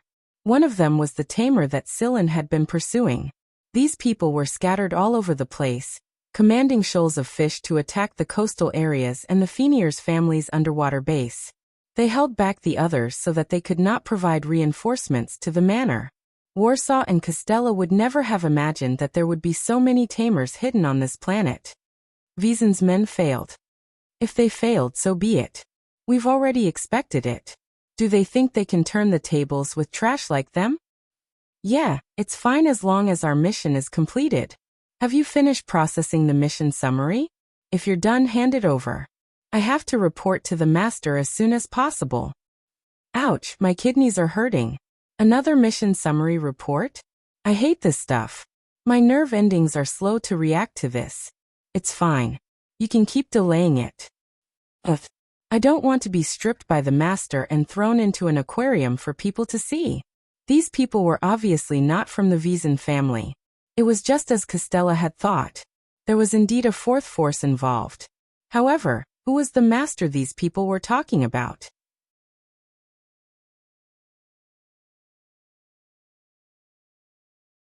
Chapter 150. In Sector H's Sector A, there was a planet more than 5 times larger than planet Zafia, planet Auroch. In Sector H's sector language, Auroch meant eternal. 50% of the planet's surface was made up of ocean, its habitability was at rank A, and its terrestrial environment was extremely good. Planet Auroch was also the capital of Sector H, and it controlled the politics, business, education, media and so on of Sector H. The great families all had branches there. It was obvious how important the planet was in Sector H. In a certain 1,000-meter-tall tower in one of the cities on planet Auroch. The height of this tower really wasn't much on this planet. There were a lot of buildings taller than this tower in the city cluster, but no one on this planet would ignore this tower. In fact, this not-so-great tower definitely ranked in the top 3 in terms of influence on the entire planet Auroch. The tower took up a lot of space, and it looked very grand. From time to time, flying cars, transport planes and so on would stop and go here. It was a busy sight. Right now, inside a certain upper floor of this tower, a little old man, who was less than 160 centimeters tall, with a head full of gray hair that was combed into a thin braid at the back of his head, walked forward calmly, step by step, with his hands clasped behind his back. There was a door in front of him, and there were a few guards by the door. They were fooling around there. When they saw the little old man, the few of them immediately retracted their smiles and stood at attention. Their previously smiling faces tightened into a look of paralysis. The aura around them also quickly changed from the casual attitude they had earlier to one of solemnity. "Is the young master inside?" the little old man asked. The little old man's tone was calm, and one could even feel the friendliness and casualness in it. However, the guards at the door did not look relaxed at all. They still stood as straight as before, and faintly exuded an intimidating aura. "Yes, the young master is taking an afternoon nap," one of them answered in a sonorous and forceful voice. The little old man looked at the color of the sky outside. "It's almost evening now, isn't it? An afternoon nap?" However, the little old man did not dwell on this issue. He looked at the few people whose muscles were stretched taut, and his eyes swept over them from top to bottom like a scanner, as if he could see inside. The shape of your facial muscles is very well tightened. Make your eyes sharper and adjust your posture slightly. You can't be stiff. Good, very good. In the future, when someone comes over, you should maintain this posture. Be full of vigor and pull up some superficial points. If you continue to follow young master like that, all your superficial points will be deducted. Also, take out the things in your pockets. The suit isn't for you to keep snacks in. One had to know that one's salary was directly proportional to their points. The more points they deducted, the less their salary would be. When they heard this, their gazes became even sharper. After all, it was this little old man who was paying the salary. The little old man nodded in satisfaction. After entering the password and verification information, he pushed the door open and walked in. After the little old man went in, the few people outside the door resumed their previous playful state. However, they still listened to the little old man's words, and took out the snacks in their pockets, and placed them in a cabinet not far away. It was a spacious office. Upon entering, one could see a large office desk, bookshelves, a filing desk, and a floor-to-ceiling aquarium next to it. Inside, there were all kinds of strange-looking fish swimming around, adding quite a bit of liveliness to the office. The little old man did not even look at the situation inside the office, and walked straight to a small door at the side of the office. There was a resting room there. Unlike the resting rooms in other offices, this resting room was very large, even larger than the offices outside. There were wine cabinets, a bar counter, video cameras, game consoles, storage cabinets, and more. There was even a large bed. It was obvious that the owner of this place was someone who knew how to enjoy life.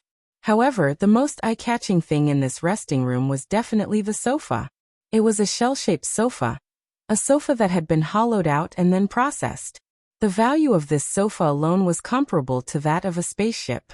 If a beautiful woman was lying inside this shell-shaped sofa, it would naturally be more aesthetically pleasing. However, the truth was that it was a man lying on it. And this man was wearing a singlet. His hair was messy like a chicken's nest, and he was wearing large underpants. There was even a slipper with a suspicious substance stuck to his foot. He was napping on the high-end shell-shaped sofa without any sleeping posture to speak of. His saliva flowed along the soft cushion of the sofa all the way to the floor, forming a large puddle. The little old man was already used to the situation in front of him. He was even satisfied that this person was not snoring today. However, when his gaze fell on the slipper hanging from this person's foot, his eyebrows could not help but twitch. He remembered that he had just thrown this pair of slippers into the sea hundreds of kilometers away yesterday. Shaking his head with a bitter smile, the little old man walked over. He did not call out, but instead pressed a button on the shell cover of the shell-shaped sofa. Pa! The two petal-like shells of the shell-shaped sofa that were originally open suddenly closed, but due to the irregular sleeping posture of the person on the sofa, the legs and one arm that were resting on the edge of the sofa were clamped. If it was a normal person, they would have been clamped into several pieces. However, the person on the sofa was still perfectly fine, and did not react at all. Pressing again, the shell opened and closed again. Still no reaction. Pressing again. Pressing again. It was not until the 10th time that the person on the sofa finally moved. Only then did the little old man retract his finger from the button. The person on the sofa slowly sat up, blinked in confusion, scratched his hair that was like a chicken's nest, wiped the saliva from the corner of his mouth with the back of his hand, and wiped it on his singlet.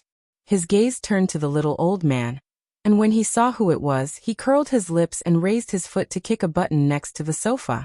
Other people used their hands to press the button, but this young master habitually kicked it with his foot. Because his legs were longer than his arms, it saved him a lot of trouble. He did not need to move his butt within a short distance, so he was too lazy to even move a single step. Warm soup, freshly roasted meat products, and mineral nutrient solution that had already been poured into a cup were placed neatly on a plate by the robot, and brought to the dining table that had popped up in front of the sofa. Looking at the person who raised his hand lazily to pick up the cutlery to eat, the little old man did not make a sound, because he knew that this young master would want to eat once he woke up. If they were to talk before he finished eating, he would toss out one word after another, not bothering to remember anything that was said. After he finished eating, this young master raised his eyelids to look at the person who had come. What is it now? The people from planet Zafia sent news that Vision's men failed. There's no need to say anything about it. The person on the sofa put down the cup and looked at the little old man. I say, Mr. Burzett, can I call you Bear Grylls? You woke me up from my sweet dreams just because of this? I don't deserve to be called Bear Grylls. The old man will throw me into the deep sea to feed the giant beasts. Burzett laughed, but then he withdrew his smile. Pescado has been discovered, and the others are also inclined to be exposed. At the very least, Fenir's men already know that a fourth force has intervened. Of course, they don't know that it's our side. Oh, the person on the sofa spun his wine cup. This is unexpected. To think that Pescado would be exposed with his abilities. The name Pescado meant swimming fish, in the sector language of Sector H. When Pescado was hidden in a shoal of fish, even a scanner would have a hard time distinguishing him from the shoal of fish. If Costella and Kirk had guessed that there was another tamer after the fact, then it wouldn't be strange. After all, Neither of them were simple characters, and they would be able to figure it out after a careful analysis. But the problem was that Pescado had been discovered, and his early exposure had disrupted some of their original plans. Do you want them to return? The little old man asked. Of course. Since they were discovered so quickly, there's not much use for them to stay on planet Zafia. Cancel the follow-up operations and let them return. All right. After a pause, Brzett said again. According to the information they sent back and the mission summary report, the one who discovered Pescado wasn't a member of the Fenier's family, but a young man called Sillin. Pfft. The person who was originally lying lazily on the sofa and listening to Brzett's report spat out a mouthful of water. He was so excited that he kicked over the dining table in front of him. After a series of clanking sounds, the person ignored the stains splashed on his body and jumped off the sofa. He ran in front of Brzett and looked him straight in the eye. He said almost word by word, "Tell me again. What is the name of the person who discovered Pescado?" "Young master, according to the information we received, his name is Sillin, and he's about 20 years old. Fuck his grandpa." "Young master Lung, please pay attention to your manners." Brzett had no choice but to remind him. However, it seemed like how long had it been since his young master had cursed like this ever since he took over the work here? That's right. This person wearing a singlet and large underpants with absolutely no image to speak of was young master Andrira Lung. When they left Seven Lights back then, the ones who wanted to drag Sillin out and give him a good beating the most were Lung and Knight. They hadn't heard from Sillin for almost 3 years, so it would be strange if they weren't excited when they suddenly heard his name. In young Master Lung's eyes, etiquette, demeanor, and whatnot were all for outsiders to see. Since there were no outsiders now, then what was the point of etiquette? Lung spun a few times on the spot and asked again, "Are there any images?" "Yes, but there aren't many. Also, the time is too short, so we couldn't find any detailed information about that Sillin. We only know that he met Costella at Fenier's family's little garden at Sector X." Brzett brought up the image and said, "The fact that Sillin and Tang Qiuqiu were Vanguard Division 6 was only known by Costella and a few other core figures. No one else knew about it." Lung frowned and stared for a long while before pointing at the person on the image Brzett brought up. "Who's that dumb-looking idiot over there?" "He's Sillin," Brzett answered. Lung's expression was odd. "Did that guy go for a full plastic surgery? What a waste. His appearance is getting worse and worse. And he looks a lot more robust. I can't tell just from the image, but I can recognize him in person." However, the only person who had the ability to discover Pescado, also known as Sillin, was probably the one in his memory. After a moment of silence, Lung said to Brzett, "Didn't you say a few days ago that there's a planet in Sector T that you're going to develop jointly with another family? Call Fenier's people over and discuss the terms of the partnership." "But young master, you've already confirmed the House of Evigo as the partner yesterday." "Swap it out. We haven't signed the contract yet, right? There's another partnership in 10 days. At most, we'll give priority to Evigo as compensation," Lung said unconcernedly. "All right, I'll contact Kirk immediately." After Brzett left, Lung started rummaging through one of the storage cabinets in the room. He remembered that he bought a pair of boxing gloves last year. When they left Seven Lights, Lung and Nate had agreed that the next time they saw Sillin, they would first kick him like this, then that, and then give him a good beating.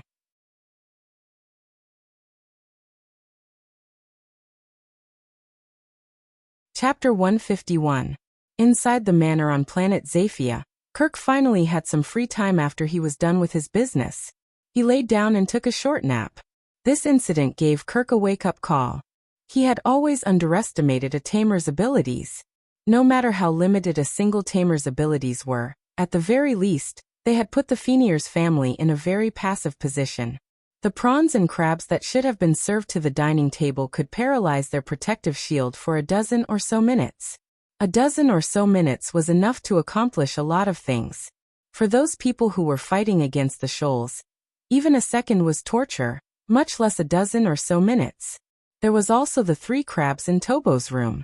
No one knew how far they could go. Fortunately, The little hunter girl had killed them at the first sign of trouble.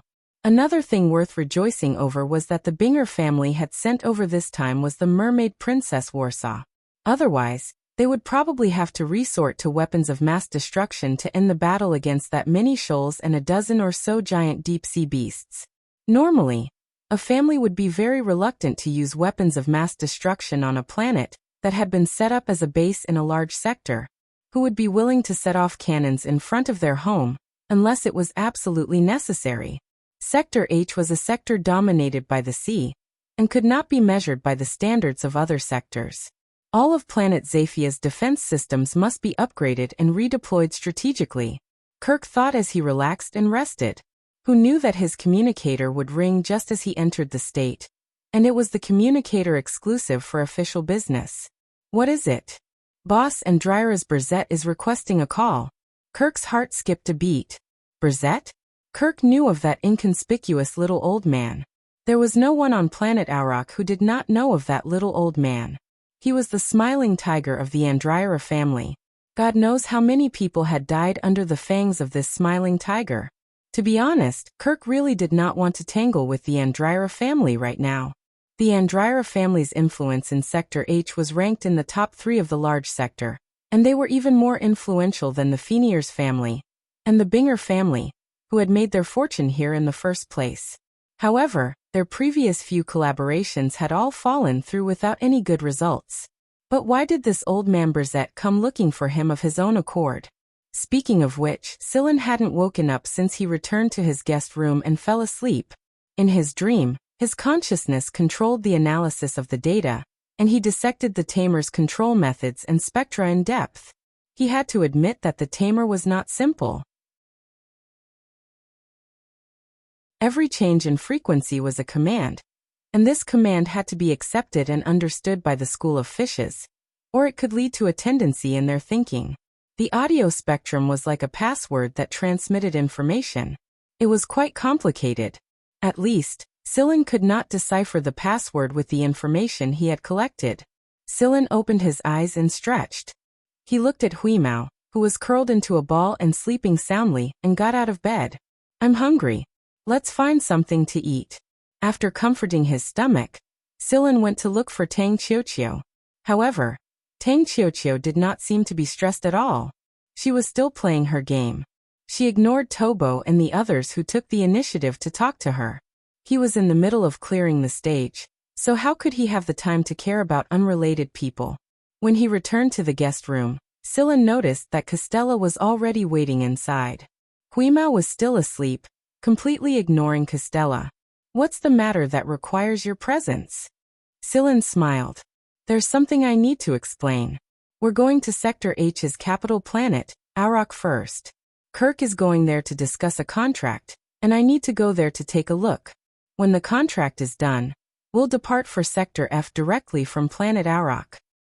"Sure, I have no objections. We can also visit Sector H's capital Auroch while we're at it." "That's good. It's a bit of an emergency, so we'll depart tomorrow." "All right." Sillin had nothing to pack anyway. He could leave whenever he was notified. He had heard of Auroch Sector's great name since a long time ago, but he had never gone there personally. This was a good opportunity, and the Feniers family would take care of his food and lodging. Why not? After Costella left, Huimao opened his eyes, stuck out his butt and stretched his waist. He shook his fur and jumped onto the table. There was a dried fish that Sillin had just brought back. Sillin, I overheard Kirk's conversation on the communicator just now," Huimao said while chewing on the dried fish. "What's the important matter?" Sillin sat down on the recliner, opened a book and said, "Cooperation, nothing important. But I heard another family name. This time the Feniers family is going to discuss cooperation with the Andriara family." Kirk called them Brzett, and judging from his voice he sounds like an old man. Huimao was calm, but Sillin almost flipped off the recliner. His face twitched again and again. The Andriara family. Although he didn't want to meet them right now, Sillin couldn't just leave Tang Qiuqiu alone. Moreover, he had already agreed to go with them. "Sigh, never mind. I'll have to face them sooner or later, but I might not run into them. After all, the Andriara family had so many properties. If they did meet, I wonder if they would fight. There was no way Sillin could imagine that young Master Lung had already started preparing his boxing gloves. Seeing Sillin's silence, Huimao asked, "What are you thinking about?" Sillin smiled slightly. "I'm thinking of a few friends." Friends. Which hunter regiment? Are they as famous as Vanguard? Huimao tilted his head and asked. Huimao couldn't be blamed for thinking like this. After all, the people Huimao had met since he left hunting planet H036 were all hunters. Families like the Fenier's family were financiers, and people like Poisonfong were prey to be hunted. Therefore, those who could be considered friends should all be hunters. No, they're not hunters. Not hunters. Sillin nodded. Although I haven't known them for long, they are very worthy of deep friendship. He scratched Huimao's chin and slowly told him some of the things that happened in Seven Lights. Early the next morning, the group boarded the starship and headed towards planet Auroch. Looking at the information regarding planet Auroch in his hands, Sillin felt a little complicated. The big business families Andryra, Duance, Binger, Feniers, Furlan and so on all had branches on this planet. There were a lot of familiar families. However, the current Sillin had changed greatly compared to 3 years ago. They might not be able to recognize him, even if he were to stand in front of them. There were a few huge spaceports outside of planet Auroch, and all starships were docked inside. All spaceships that entered the planet also had to go through strict inspection to prevent them from bringing in infectious viruses and parasites. Spaceships without a spaceship pass were not allowed to enter the planet. Big families like the Fenier's family had all applied for the relevant pass. Those who did not have the qualifications to apply for a pass could only enter the planet on a transport plane arranged by the government. There was also a military garrison on the planet, so relatively speaking, the planet's public security was pretty good on the surface. But in the dark, there were bound to be many turbulent waves. Who on this planet didn't have a few tricks up their sleeves? If they couldn't do it in the light, they would try to do it in the dark. There were definitely a lot of people who were thrown into the sea to feed the fish every day. After the starship was docked at the spaceport, it was handed over to the Fenier's family's guards at the spaceport to manage and protect it. The others then transferred to spaceships and entered the planet. The Fenier's family's branch here had a spaceship's landing area. Before Kirk and the other spaceships arrived, the other spaceships and planes on the field had already made way for them. There were already some high-ranking managers in the tall building belonging to the Fenier's family who came out to greet them, and the bodyguards and guards took their respective positions. Under the grand welcome, Kirk, Costella and the others entered the tall building. Just like before, Costella had someone arrange a guest room for Sillin. After a simple tidying up, under Huimao's urging, Sillin bade farewell to Steele and left the building. Costella was probably busy right now and could not find anyone, so he had Steele pass the message on his behalf. Truth be told, Tang Kakikiu really wanted to come out and play as well, but because she had a mission to complete, and Tobo had been told that he was not allowed to leave the building, she could only play games inside. However, it was only when Sillin promised to bring her sweets that Tang Kakikiu felt a little more balanced. Where are we going first? Sillin opened the map of planet Auroch. Let's go to the Eternal Square. That place is the biggest. Huimao patted a spot on the map with his paw and said, "All right, let's go to the Eternal Square first." They hailed a flying car and entered the high-speed passage. One man and one cat headed towards the Eternal Square. The Eternal Square was the biggest square on planet Auroch. It was not located in the business district, and it was not in the territory of the big business families. The closest building to the Eternal Square was the towering twin towers of Sector H's United Government. If one had to name the most attractive thing in the Eternal Square, then it would definitely be the statue of Sea God. Beneath the giant statue, everyone was as small as an ant. Standing on the square and looking at the giant statue at the center of the square, Huimao asked, "Why does Sea God look like a human?" "Because this statue was made by a human, and humans have always been self-centered," Sillin answered. "The dolphins around him are so dumb. Because it's a statue, not a living one." "Why is he holding a fork? Is it to stab a fish?" "That's called a trident." Let's go to the statue. I'm going to climb on to see God's head. Sillin felt a gaze lingering on him. He looked back. There was a person sitting under the statue. He wore a singlet, beach pants, flip-flops, a pair of brown glasses that almost covered half his face, and a pair of boxing gloves the size of pumpkins on each of his hands. Actually, they were meant for King Kong, weren't they? The two large boxing gloves he wore on his hands collided with each other, producing banging sounds. Lung watched the approaching person through the brown glasses. He wasn't sure before, but when Sillin looked over, Lung knew that this was the guy who played dead.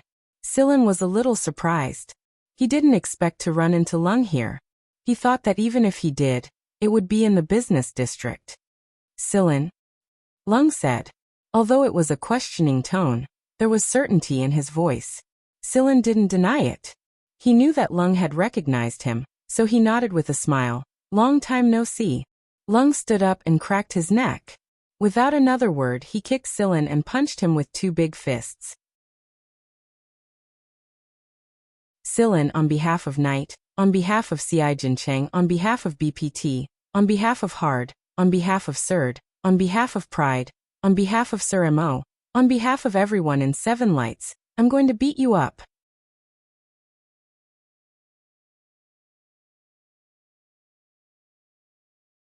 Chapter 152. Logically speaking, a fight in Eternal Square was a serious matter. Moreover, Sector H's government's iconic building, the Twin Towers, was not far away from Eternal Square. Fighting in front of a government building was pure contempt for the sector's government, wasn't it? It was noon right now, and there weren't many people in the square. However, people would walk by from time to time, but they kept their distance from the duo. No one would do something as stupid as mediating a fight, and most people preferred to find a shady place to watch the show. It wouldn't be long before the security team would come to arrest them. However, these people were destined to be disappointed. 1 minute, 2 minutes. More than 5 minutes passed, and the fight was still as intense and spirited as ever. However, not even a shadow of the security team was seen, and not even the environmental protection robots that people called one-track-minded moved. In the past, anyone who made a few moves or cursed a few times in Eternal Square would be fined by the environmental protection robots, and those who refused to pay would be punished with electric shocks and forced to pay. But what was going on right now? 200 meters away, an environmental protection robot had just given a person who had cursed, refused to pay a ticket, and even pointed at Sillin Helong and defended himself. The deep blue lightning caused the bystanders to shiver uncontrollably. Most people here had similar experiences, and they could empathize with the situation. Inside the security building at the edge of the square, a team of soldiers was watching the situation on the screen. Captain, are we really not going to deal with this? Will there be negative consequences? No need. The captain pointed at Lung, who was wearing beach shorts, flip-flops, and two pumpkin-sized boxing gloves on the screen, and said to his subordinate, as long as he doesn't bomb the Twin Towers of the coalition government, let him do as he pleases. Oh, the other team members understood. Plan Outsider. The reason the environmental protection robots seemed to know nothing about Sillin Helong's fight was because Lung belonged to the Plan Outsider. The environmental protection robots had a few alternative settings in their programming. On planet Auroch, there was a small group of people who belonged to the Plan Outsider. As long as they didn't do anything that threatened the planet, their actions could be ignored. This was the Outer Circle plan. This small group of people did not belong to the normal management of planet Auroch, so they were called the Outer Circle plan. They were people who enjoyed special privileges outside of the normal management. Andrila Lung was clearly one of the people who were part of the Outsider plan. I've been in the public security team for so long, but this is the first time I've seen people from the Outsider plan fight in Eternal Square. They're really arrogant. A member of the public security team said. Generally, the people who participated in the Outsider plan were all people with high positions and great influence. Who would be so bored as to fight in public? Moreover, he was dressed like this. What self-restraint, demeanor, and etiquette? Who would associate such a person with someone from the Outsider plan? Sillin Helong fought with all his might, as if he wanted to fight back all the fights of the past 3 years. Huimao ignored them. It jumped onto the statue and began to climb. Well, later, it would sit on the head of the sea god and look down on all living beings. An hour later, on the steps beside the fountain in the square, Silin Helong and Silin sat. Each of them was holding a large glass of red wine ice cream. Silin had paid for it. Both of their faces were black and blue, and their hair was a mess. Lung's brown glasses had been smashed to pieces a long time ago, and right now he was lying inside the cleaning robot's stomach. 2 pumpkin-sized boxing gloves were lying next to him. They were incredibly tattered, and Lung's slippers were also wadded up. How dare you fight back?" Lung said while licking his ice cream in a very ungraceful manner. "You're the one who said that you would represent Knight, Ci Jincheng, BPT, Hard Surd Pride Suremo, and everyone in 7 Lights. I counted with my fingers, and there are exactly 8 representatives, and I gave you 8 of them. Fuck. You're as scum as ever." "Thank you for the compliment." "Same here." Lung raised his foot and shook the wadded things hanging from it. He said, "Let me tell you, this pair of slippers is my treasure. I bought it from a great beauty with a hot body, and when I bought it, that beauty even left a fiery red lipstick mark on it. Even when Berzette threw it into the sea, I had to go to great lengths to retrieve it. Now that you've turned it into this state, tell me, how should I compensate you?" Silin thinks for a moment before finishing the rest of the ice cream in the cup. Then he tore the box made of biodegradable fibers into a slipper shape and tossed it to Lung. "Here, it still carries the fragrance of red wine." Lung. Crack, crack, crack. Another round of fighting sounds. "How are Knight and Ci Jincheng?" Silin washed his face with the water beside the fountain and asked. "You still have the nerve to ask?" At the time, Knight almost tore down the hospital. Lung slowly told Silin everything that had happened in the past 3 years. Back then, after Silin faked his death and left 7 Lights, Lung and Knight had completed all their credits in half a year and applied to graduate straight away. Knight was dragged back by his old man. After joining the military, he would often participate in some missions. Lung had no idea how he was doing. The military's confidentiality was too high. But from the last conversation he had with Knight, Lung learned that the guy had been promoted to the rank of first lieutenant this year. However, Knight was not satisfied.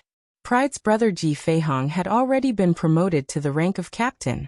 It wasn't easy to increase one's military rank in the League of Stars, and it was obvious that Knight had put in a lot of effort to get to the rank of first lieutenant this quickly. Knight's plan was to become a field officer within 2 years. This plan was extremely difficult in the eyes of a normal person. But Silin believed that Knight would definitely be able to achieve this goal with his abilities. Ci Jincheng's achievements were even more impressive.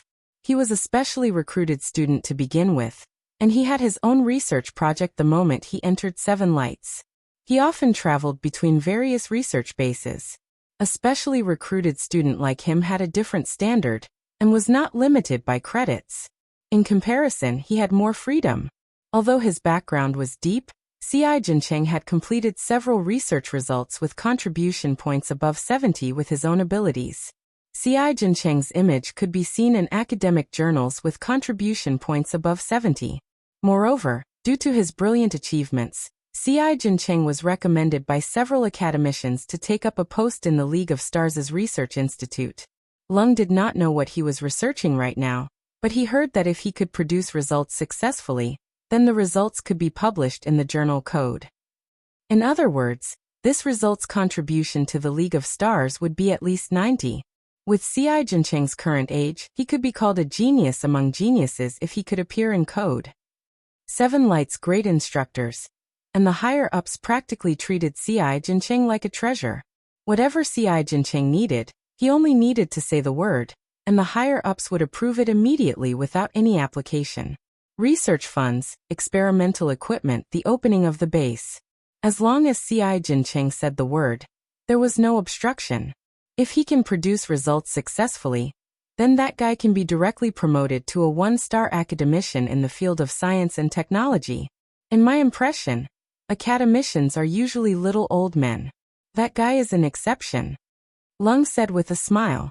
Academician.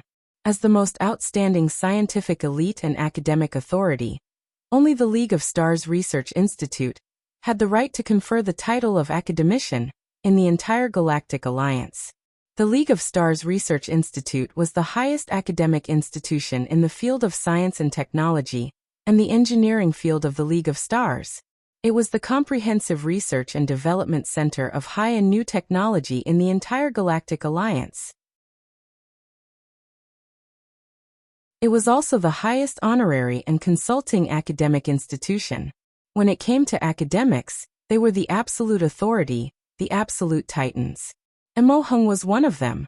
As a veteran academic authority who had immersed himself in engineering for many years, Mo Hung was already a 4-star academician.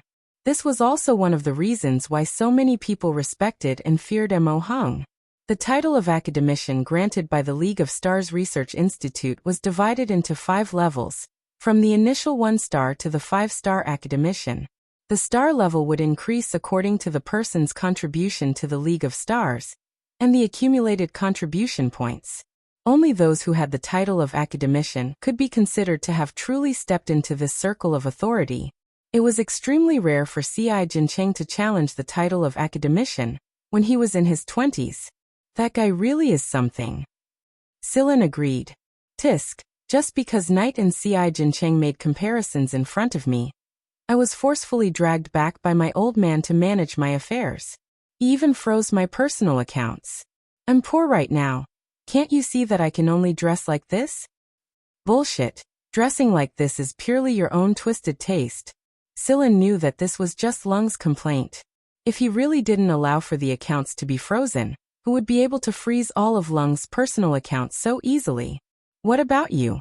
Sillin, how does it feel to be a hunter? Lung had no intention of hiding the investigation at all. It's all right. What did you find out? Too little time. All I know is that you're a hunter who accepted a job from the Feniers family. I didn't accept a job from the Feniers family. The one who accepted the job was that kid who was with me. I was just getting some spare cash along the way. You're quite nice to that little girl. I wonder what Ling Long would do if she saw this. Lung said while rubbing his chin. Sillin raised his foot and kicked him. Get out of here. You're just spouting nonsense. Lung chuckled and dodged. Hey, speaking of which, your strength has improved again. You're A rank now, aren't you? Amen, Sillin nodded. No wonder you were able to discover Pescado. Oh, I forgot to tell you. I was the one who sent the one who stirred up trouble on planet Zafia. The person you discovered is called Pescado. No one had ever discovered him when he made a move before. I didn't think that he would fail right in front of you this time, hee. Lung didn't feel embarrassed at all, and took the initiative to say it out loud. So that's how it is. Sillin abruptly recalled what that familiar feeling was when he saw his tamer back then. Back when they participated in the sector championship, Lung had once caught Bowen of the 2nd Military Academy in the lake after knocking him unconscious. When Lung had brought Bowen to Sillin, he had given Sillin a feeling similar to a tamer. However, Lung had probably just come out of the lake at the time, and he hadn't completely withdrawn his aura yet. It was just a flash, and the impression it left on Sillin was brief and hazy. So you're the legendary tamer. Surprised, right? This young master is the legendary tamer who received the sea god's inheritance. Lung said proudly. A pause later, Lung asked mysteriously, which hunter regiment are you in right now? Vanguard 6th Division Vice Commander. Holy shit. One of the big 4, No wait, 6th Division. Lung's mouth formed an O shape. You mean the one who destroyed the biggest terrorist organization in Sector V, Poison Fang? Sillin nodded. Lung gave him a thumbs up. He had been optimistic about the 6th Division since the moment he heard the news. Perhaps, in the near future, the 6th Division would become the leading B squadron of Vanguard. He stretched his waist and moved his arms. When he looked up, he saw a certain cat standing on top of the sea god statue's head, and looking down at the world with a narcissistic look. What's up with that cat? It's improving itself. There was a reason why Lung and Celine were talking so brazenly in this place. There was a technological product developed by the Andryra family in Lung's trouser pocket. People 2 meters away from them would not be able to hear anything. This was because the sound waves had been distorted beyond 2 meters, and they would only hear some rustling sounds. Come sit at my place? I'll show you my dearest sofa. Lung stood up and pulled Silin towards the outside of the square. Silin beckoned Huimao to come back. While Lung was pulling Silin towards the outside of the square, a long flying car with its back facing them slowly drove towards the twin buildings of the sector government. However, it suddenly came to a halt. Inside the flying car, a girl wearing fashionable sunglasses looked out of the window. "What's wrong, miss?" A bodyguard beside the girl asked. "Nothing, I just saw an old friend." The corner of the girl's lips curled upwards. She did not need to look at the person's face. She only needed to look at the person's back. Even if the back was completely different from her impression, she knew that it was that person. Lung pulled Silin to the hovering parking lot at the side of the square, and brought out his sea blue flashy car with phoenix-shaped headlights. After driving out of the square, Silin asked, "Why were you in such a hurry to leave just now?" "Oh, you noticed?" Lung shrugged. "You want to meet up with Ling Long." Silin smiled wryly. "I'm not really prepared for that."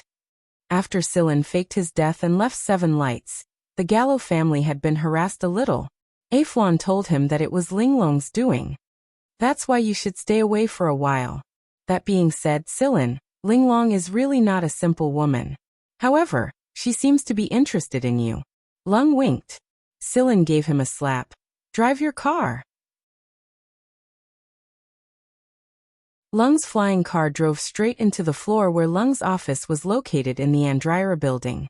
It was not far away from the office door, and a couple of bodyguard-like people were standing outside the door with serious expressions on their faces. Their eyes were sharp and intimidating. Crouching on Silin's shoulder, Huimao looked at the people, tilted his head, raised his hind legs and calmly scratched his ears.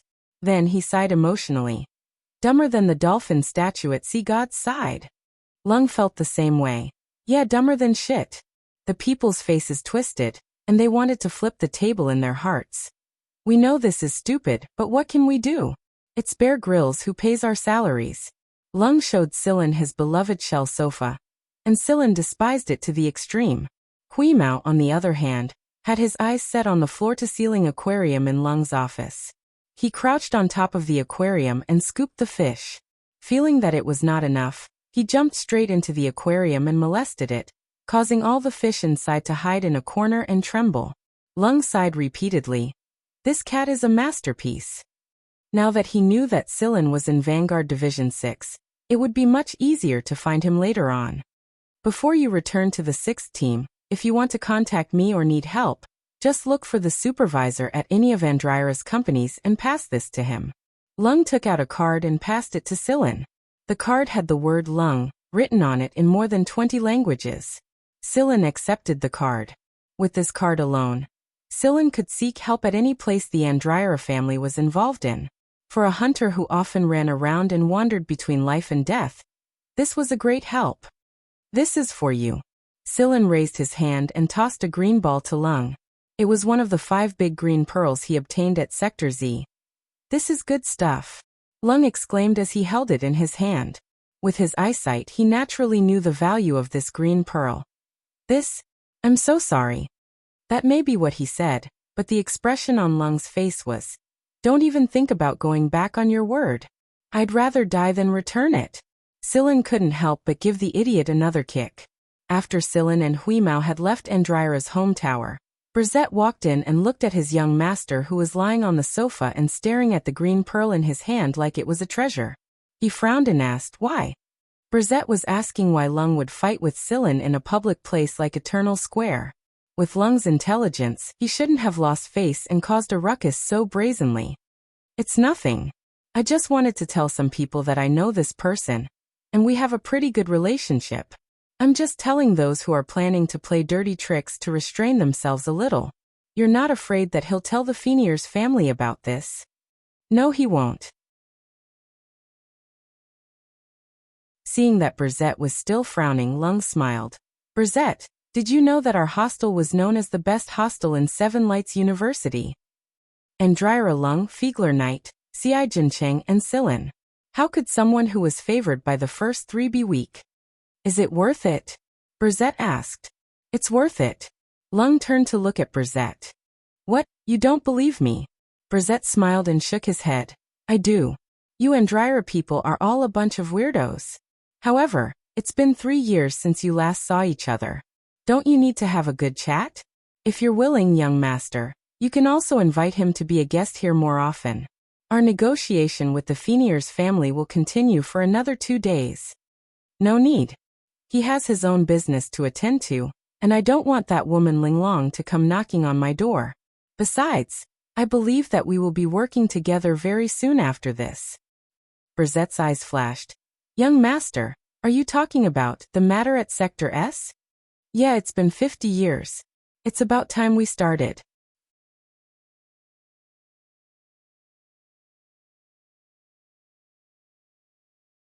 Chapter 153. While Lung and Brzett were talking, the communicator in the office outside the lounge rang, and it seemed to be going out of control. Lung covered his ears and rolled around on the seashell sofa. It must be that woman Yu Linglong. I'm not going to pick her up even if you beat me to death. If you don't pick her up, I'm guessing that little princess Yu will come for you directly, Brzett said with certainty. I don't care. I won't meet her even if she comes for me. If she had even a tenth of her courage to meet Sillin, would I have to be like this? When he thought about how Yu Linglong had turned from a highly intelligent and dangerous woman into a gentle and harmless little lamb when she talked about Sillin, Lung felt goosebumps all over his body. Brzett sighed. But the Andryra family's business will be affected. If that's the case, I don't know how long you'll have to stay here, young master.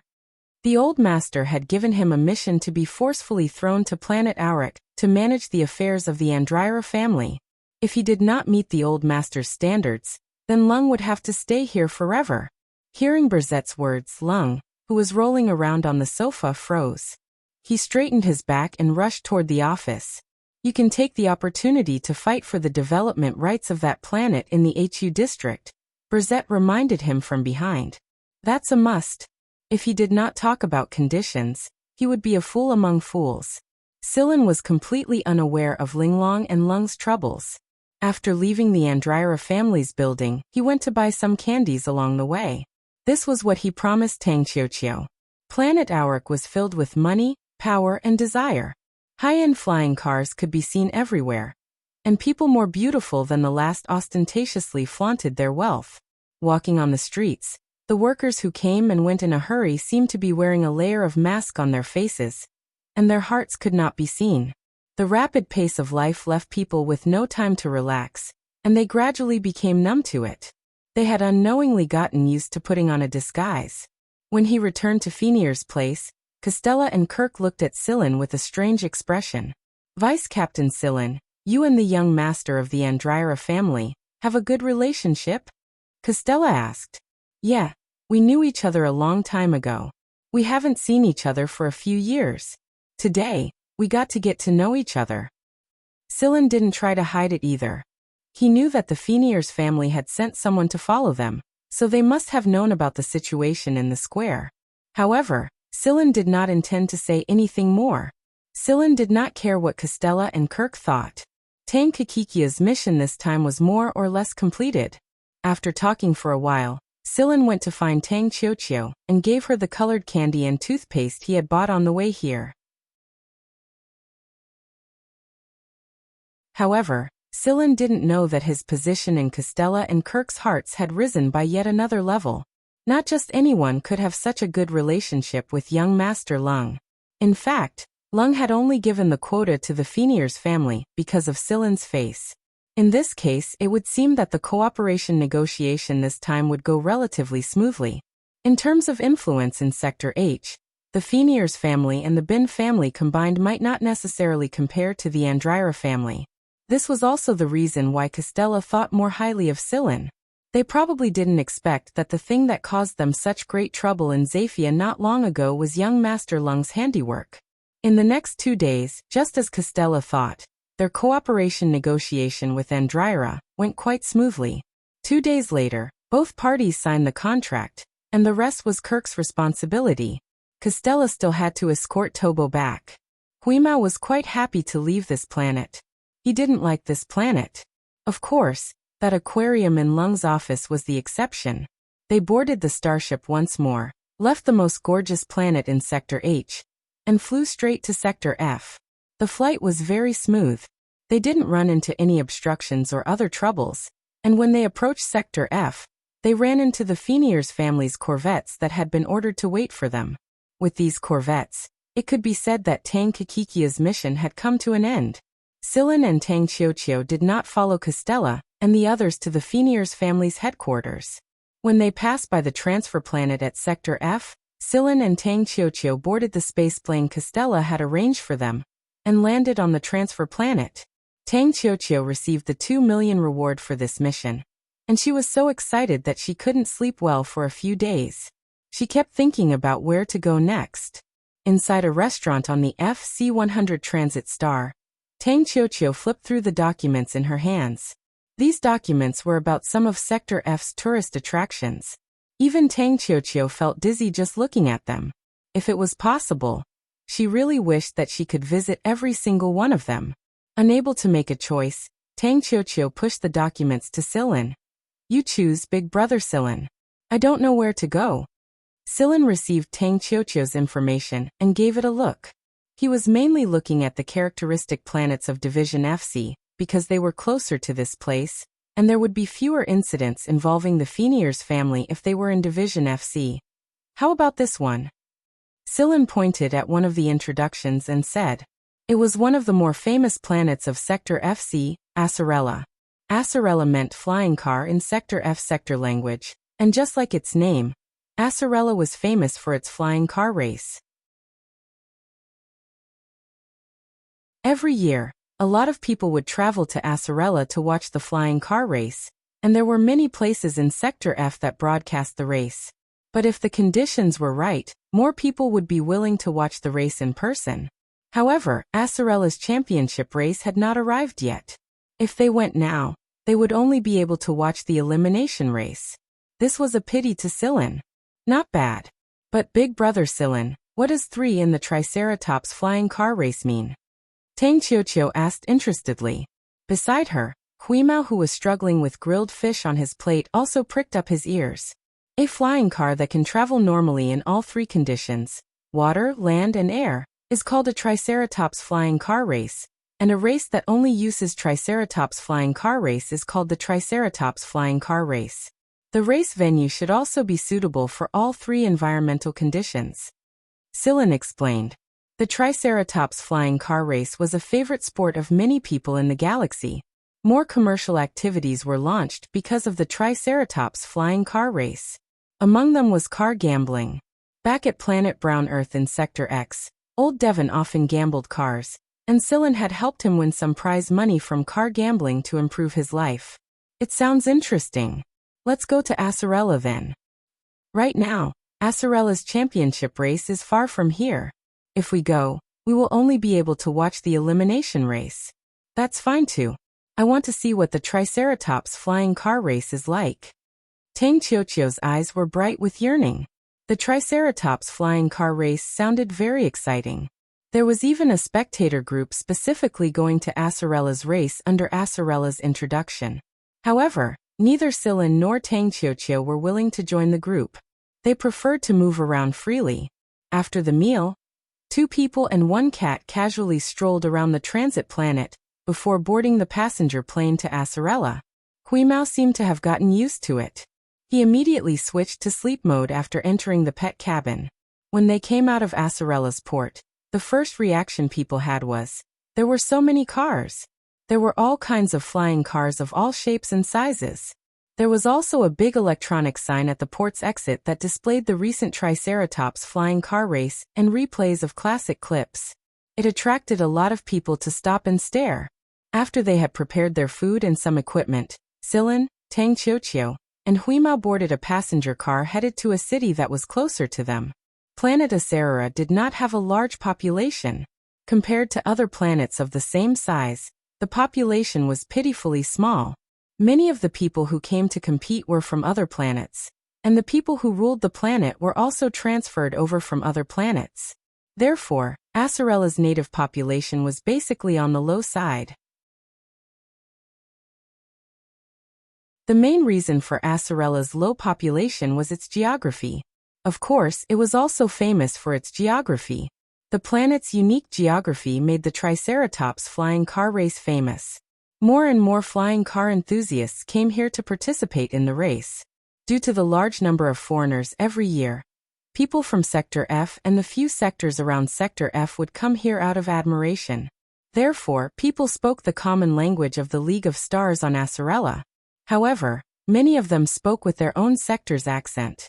As for the Acerella natives, they also spoke the common language of the League of Stars. Although it wasn't standard, it was still understandable. The windows of the passenger car were closed because the wind was strong. People said that people who came to Acerella for the first time should not miss the wind of Wind City other than watching the Triceratops flying car race. Wind City wasn't a city, but a large area made up of more than 10 cities. It covered millions of square kilometers and was called the Wind City region, or Wind City for short. The cities in the Wind City region often used Wind City as the prefix of their city name. Therefore, it was common to hear people say Wind City XX and so on. They were referring to a certain city in the Wind City region. Wind was a special characteristic of this place. It didn't have a fixed direction. It might blow from the front one moment, and from the back the next. Acerella's flying cars would go through special modifications, so that they could find a sense of balance amidst the irregular airflow. The uninhabited areas of Wind City had a special landform similar to dry areas. Wind erosion played a role, and due to the constant erosion of the strong winds, the eroded valleys and depressions gradually separated into island-shaped platforms and hills. Then they evolved into stone pillars or stone blocks. From afar, it looked like they had arrived at a decadent ancient city. The crisscrossing eroded valleys, stone pillars and stone blocks looked like a group of buildings built along the streets. Every time a gale came, yellow sand would cover the sky, and the wind would surge and swirl inside these groups of buildings, howling shrilly like the wails of ghosts and the howls of wolves. It was a hair-raising sight. Therefore, there were people who described this area as Devil City. Due to millions of years of wind and sun, the flat sandstone layer in this area had formed various landforms such as eroded walls, eroded mushrooms, eroded pillars, eroded furrows, eroded depressions, ruined hills, castles, and so on. The scenery was spectacular and amazing. There were also some oddly shaped mounds and mounds of different sizes. The mounds were dry and hard, row upon row. Whenever the shadow of a cloud floated past, or the wind stirred up the light sand, the mounds and mounds seemed to drift slowly, like a ship setting sail and a big fish swimming around. It was confusing and gave people endless imagination. If the rock layer was nearly horizontal and hard and soft rock layers alternated, the soft rock layer would be easily eroded, and the hard rock layer would be relatively prominent, just like the eaves. Here, it could be seen everywhere. Wow, Brother Silin, look, it looks like a snake is crawling. Tang Qiuqiu, who was leaning against the window and looking outside, exclaimed excitedly. Silin looked in the direction that Tang Qiuqiu was pointing at. The sand had been scraped by the wind, leaving a long, twisted mark on the sand. One end was slowly being covered by the sand, and the other end was facing the wind and continuing to cut through the sand layer in front of it. At first glance, it looked like a big snake crawling on the sand. Huimao squatted on Silin's shoulder, staring at the scene on the sand outside the window with his eyes wide open. His claws moved unconsciously, looking like he really wanted to go down and have fun.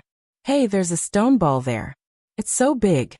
Tang Qiuqiu said. The camera in her hand never rested. Who carved that? No, it's naturally formed. Silin explained. When a rock is exposed to the surface, it will be weathered.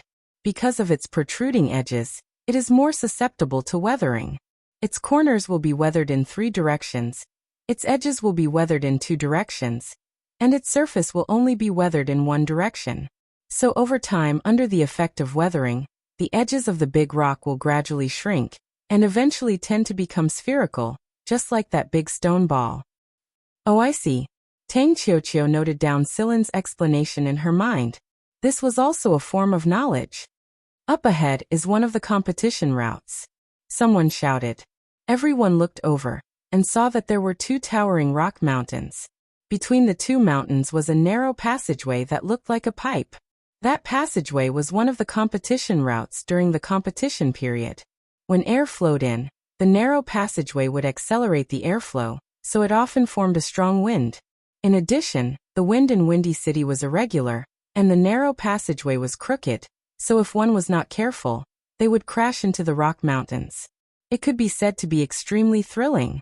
Although this narrow passageway was very thrilling, it was only a small part of the tri-amphibian flying car competition's route. According to the information, the tri-amphibian flying car competition's route was almost all around the world, and this route involved dangerous areas on the planet. One of the most commonly used routes was the Windy City, Chilean Lake, Stone Forest route. Although the wind in Windy City was strong, if one was forced to fall, they could temporarily drive on the sand.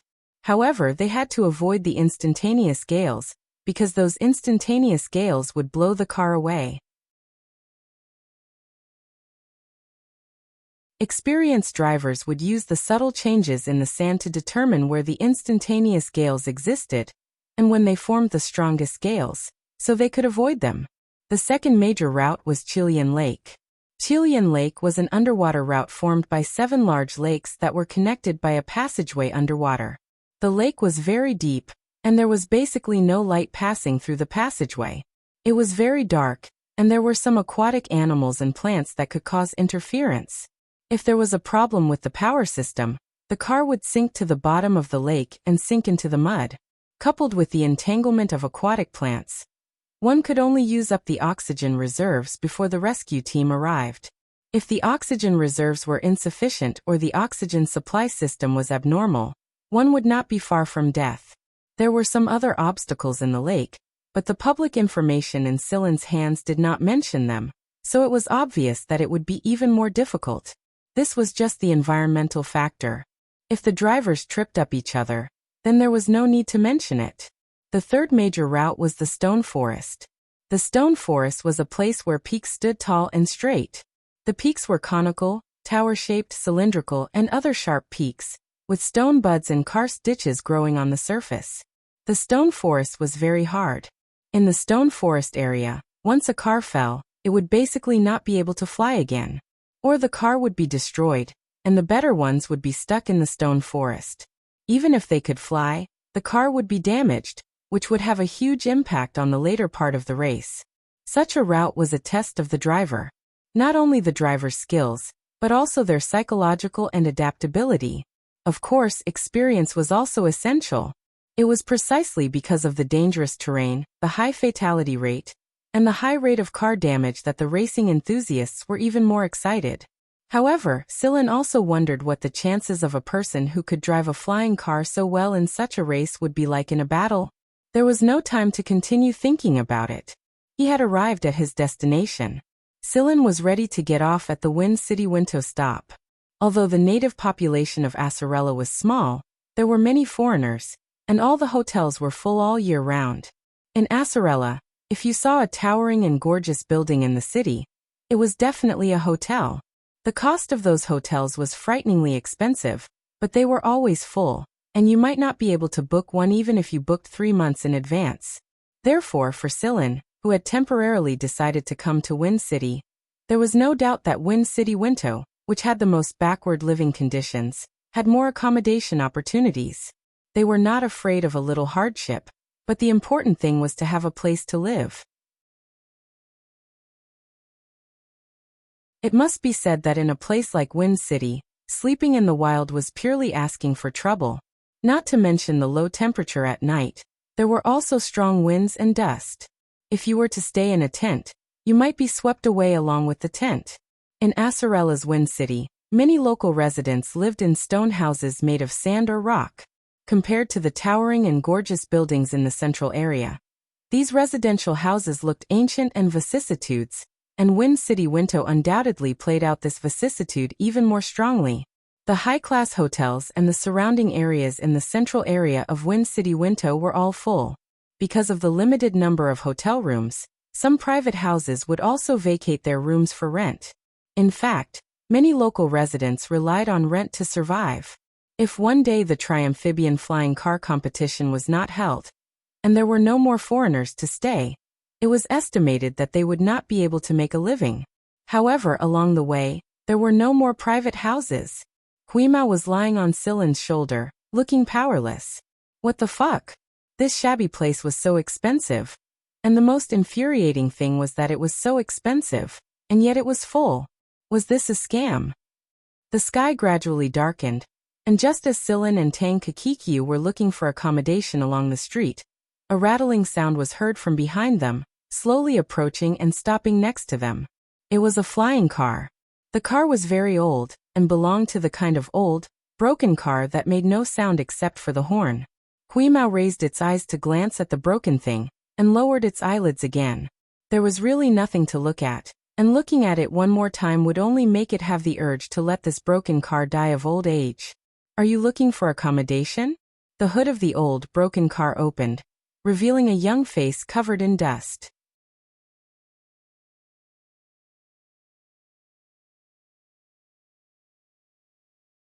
Chapter 154. Silen looked at him. The young man in front of him was only 17 or 18 years old, but he exuded a maturity beyond his age.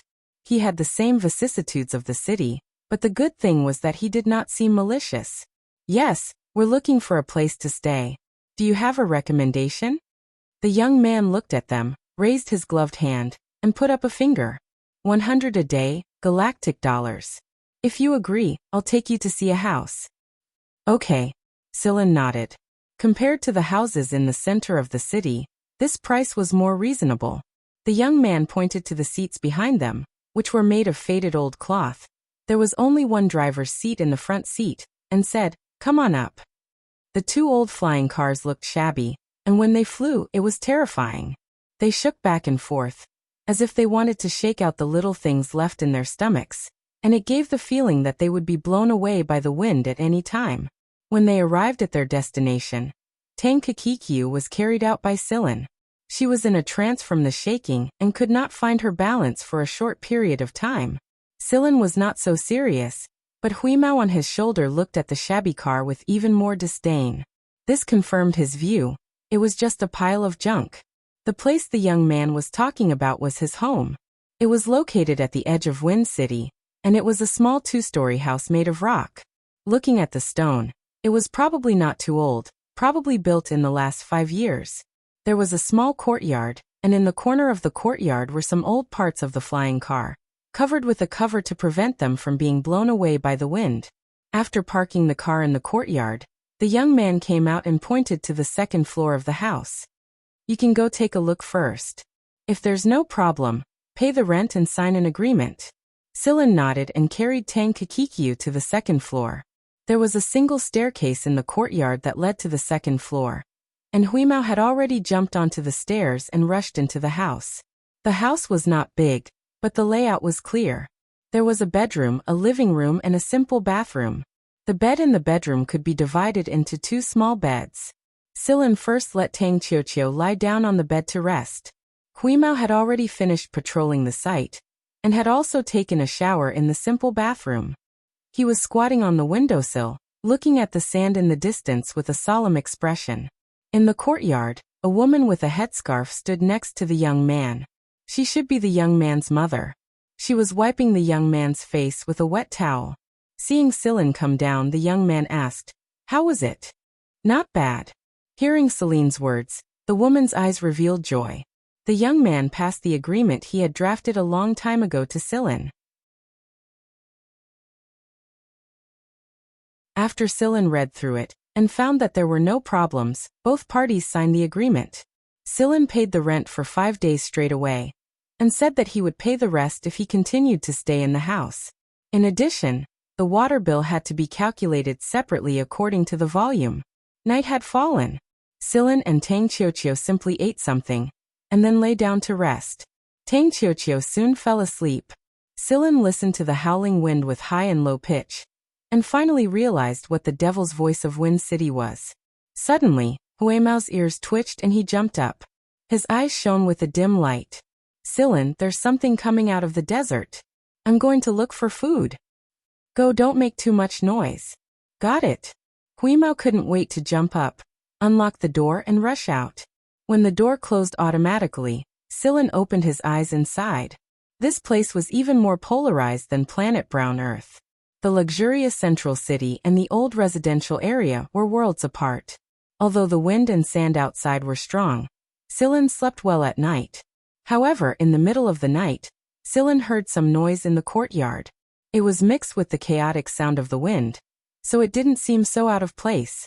When it was almost dawn, Huimao came back with a satisfied look on his face.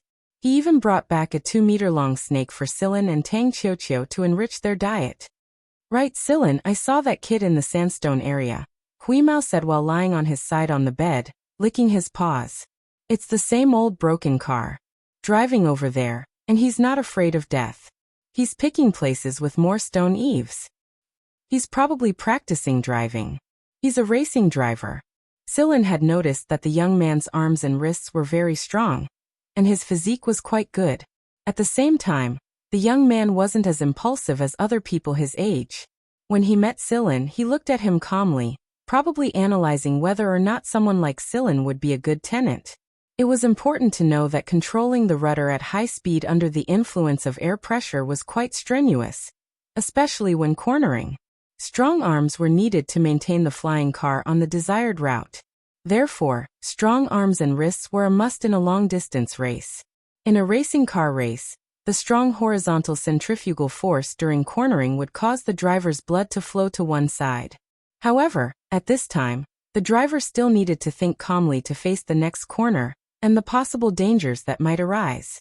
Moreover, the difference between the heartbeat at the start and during the race was relatively large, so the driver's cardiopulmonary function had to be abnormally strong. Not only that, but the body's endurance was also very important for a racing driver. In a race, even the shortest race would last more than 10 hours. However, after more than 10 hours of racing, the body's fat consumption and dehydration would total more than 10 kilograms. They needed to rehydrate, but they also had to take care of the dangers around them. Excessive dehydration could cause shock, and if they were distracted, it could be devastating for the driver. Apart from that, although there was a thermostat in the cockpit, damage was inevitable during a race.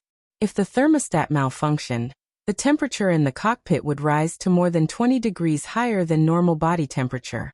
Therefore, a driver without good endurance would be in trouble. Therefore, a driver's strong physique was one of their insurance. Huimao didn't take a good look at the young man. He only paid attention to the broken car. That broken car is a racing driver? He said disdainfully. Silen patted Huimao's head. Hurry up and go to sleep. It'll be dawn soon. 2 days before they arrived at Wind City, Silen and Tang Qiuqiu didn't go too far. They just wandered around Wind City Winto. Wind City's race was in 3 days, and the races in other regions were too far away. Tang Qiuqiu didn't want to go too far. Besides, no matter which region the race was, it was the same. They would watch Wind City's race first. After staying here for 2 days, Silen got to know the landlord a little better. The young man's name was Yudos Wentz. Wentz was his surname. Generally speaking, in the League of Stars, some big families with multiple names like to put their surnames first to show respect for the family. Therefore, people like Yudos didn't need to see him in person. They only needed to see his name to classify him as a commoner. Yudos meant chase in the sector language of Sector F. It seemed that Yudos liked his name a lot. It was said that Mrs. Wentz wanted to change his name for him, but he refused. Mr. Wentz passed away when Yudos was very young. Mr. Wentz was often sick from birth due to physical reasons, so when he was 16 years old, his parents married Mrs. Wentz, who was 10 years older than him. She was the woman Silen saw in the courtyard. However, after Mr. Wentz passed away, his brother drove Mrs. Wentz and the 2-year-old Yudos out of the house. The orphan and the widow lived at the edge of the city. I forgot to mention that the Wentz family owned a relatively large flying car model shop at the center of Wind City Wentz. It was later purchased by outsiders, and the shop's name was changed. However, it was growing better and better, and the other Wentz family members were earning a considerable amount of money. In comparison, Yudos and Mrs. Wentz were much more miserable. Yudo's worked for Wentz's convoy at Wind City. Although his income wasn't much, it was enough to support his mother and son's lives. He also collected rent. The house wasn't like this in the past. It was basically made of sand. Later on, Yudo's earned some money from the convoy, so he demolished the sand house and rebuilt the stone house. Since Yudo spent most of his time outside, he didn't feel safe leaving his mother at home alone if he rented out the house. After all, not all the tenants who came to this place were easy to get along with. Therefore, every time, Yudo's personally looked for tenants. He looked for people who seemed easy to get along with and had a high reputation. If he couldn't find a suitable person, he would rather not rent out. Mrs. Wentz had no other job. She took care of the tenants, washed clothes, and so on.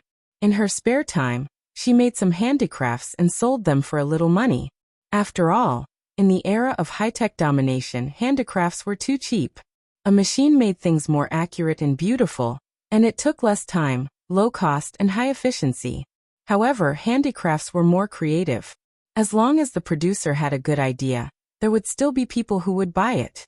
Although it couldn't be sold at an ideal price, it could still make up for the needs of life. This wasn't what Yudo's and Mrs. Wentz said, but it was what the residents around them said. The people around them basically lived by collecting rent. When there was no flying car race, they spent most of their time chatting all day. Therefore, for them, Silin and Tang Qiuqiu, who had just moved into Yudo's house, were the best people to talk to. At night, Tang Qiuqiu was lying on the bed looking at the introduction of the team. Brother Silin, which team does Yudo's belong to? The old man at the corner of the street last time said that he was in the Gale team. Gale. Tang Qiuqiu searched the information. Oh, not bad, ranked 4th on the planet. Okay, don't read too much at night, and go to bed early. Silin knocked on Tang Qiuqiu's head. Okay, I know. 5 more minutes, no 15 more minutes, and then I'll go to bed. Silin smiled and shook his head. He looked out of the dark window, thinking about something. Wheeze had gone out to look for food again. The little fellow had been living quite comfortably for the past 2 days. And the main reason was because it had seen a couple of high-level pets that had been trained to the point of being able to talk.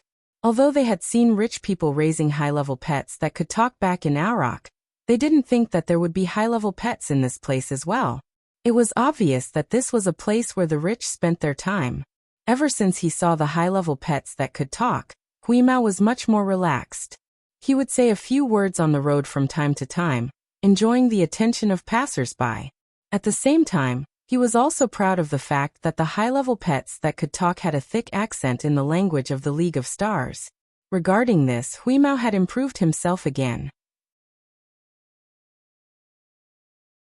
After Tang Qiuqiu fell asleep, Silin turned off the energy storage light and lay on the bed with his eyes closed. However, he didn't fall asleep. In the middle of the night, there was a knocking sound in the yard. Yudo's was in the cockpit, preparing to take off when he heard the knocking sound. He turned his head to look and was so shocked that he almost jumped up. He didn't know when Silin was standing next to the dilapidated flying car and was fastening the hood. Making a gesture, Silin motioned for Yudo's to open the hood. Although he was reluctant, he was still a renter and a provider of rent. Moreover, it seemed that Silin and Tang Qiuqiu were good people these 2 days, so Yudo's opened the hood and let Silin come in and sit in the back seat. I can't sleep, so I want to go out for a walk. I know you're practicing driving, but you don't mind if I hitch a ride, right? Silin wasn't embarrassed at all. You're already sitting in. What's the use of minding? Okay, as long as you can hold on. Yudo's gritted his teeth. In the darkness of the night, Yudo's didn't even turn on the lights, but very familiarly drove the old car out of the yard, away from Wind City, Winchuo, and into the uninhabited area outside. The old car was still bumpy, and coupled with Yudo's intention, it was so bumpy that it almost threw people out. But Yudo's noticed that the person in the back seat, without fastening a seat belt, was still sitting there with his eyes closed as if he was asleep. Yudo's was surprised. What kind of freak is this guy? Shaking his head, Yudo's no longer paid attention to Silin and officially entered his training time. Sand dunes, stone eaves, narrow passages. The old car could always pass through these places smoothly in a bumpy state, and its speed wasn't slow. Of course, it was impossible to reach the speed of the flying car in the competition. After all, this old car used a storage battery. In this area, solar energy and wind energy were the main sources of energy.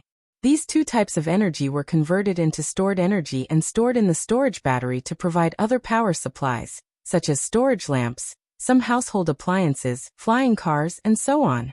The effect of the storage battery was obviously far inferior to the effect of the energy block, but the energy block was a luxury here, and only the team's competition cars used energy blocks. People like Yudos simply couldn't afford to use energy blocks, and could only rely on the storage battery to power the flying car. Although it used a storage battery, the speed of the old car Yudos was driving was much faster than other battery-powered flying cars, because he made full use of the wind, and in these challenging and dangerous places, he was calm and composed. Yudos' whole body seemed to have become one with the flying car, and he didn't need to rely too much on the airflow balancer. He was able to judge his next move just by the subtle impact of the airflow on the car body. This person seemed to be born to live in the wind, and he could fly freely. In the uninhabited area, people had a fearful attitude toward the wind here and avoided it. But Yudos felt unusually close to it, and he could feel the motivation brought by the wind. The wind seemed to be telling him, "You can do it faster, better, faster, faster."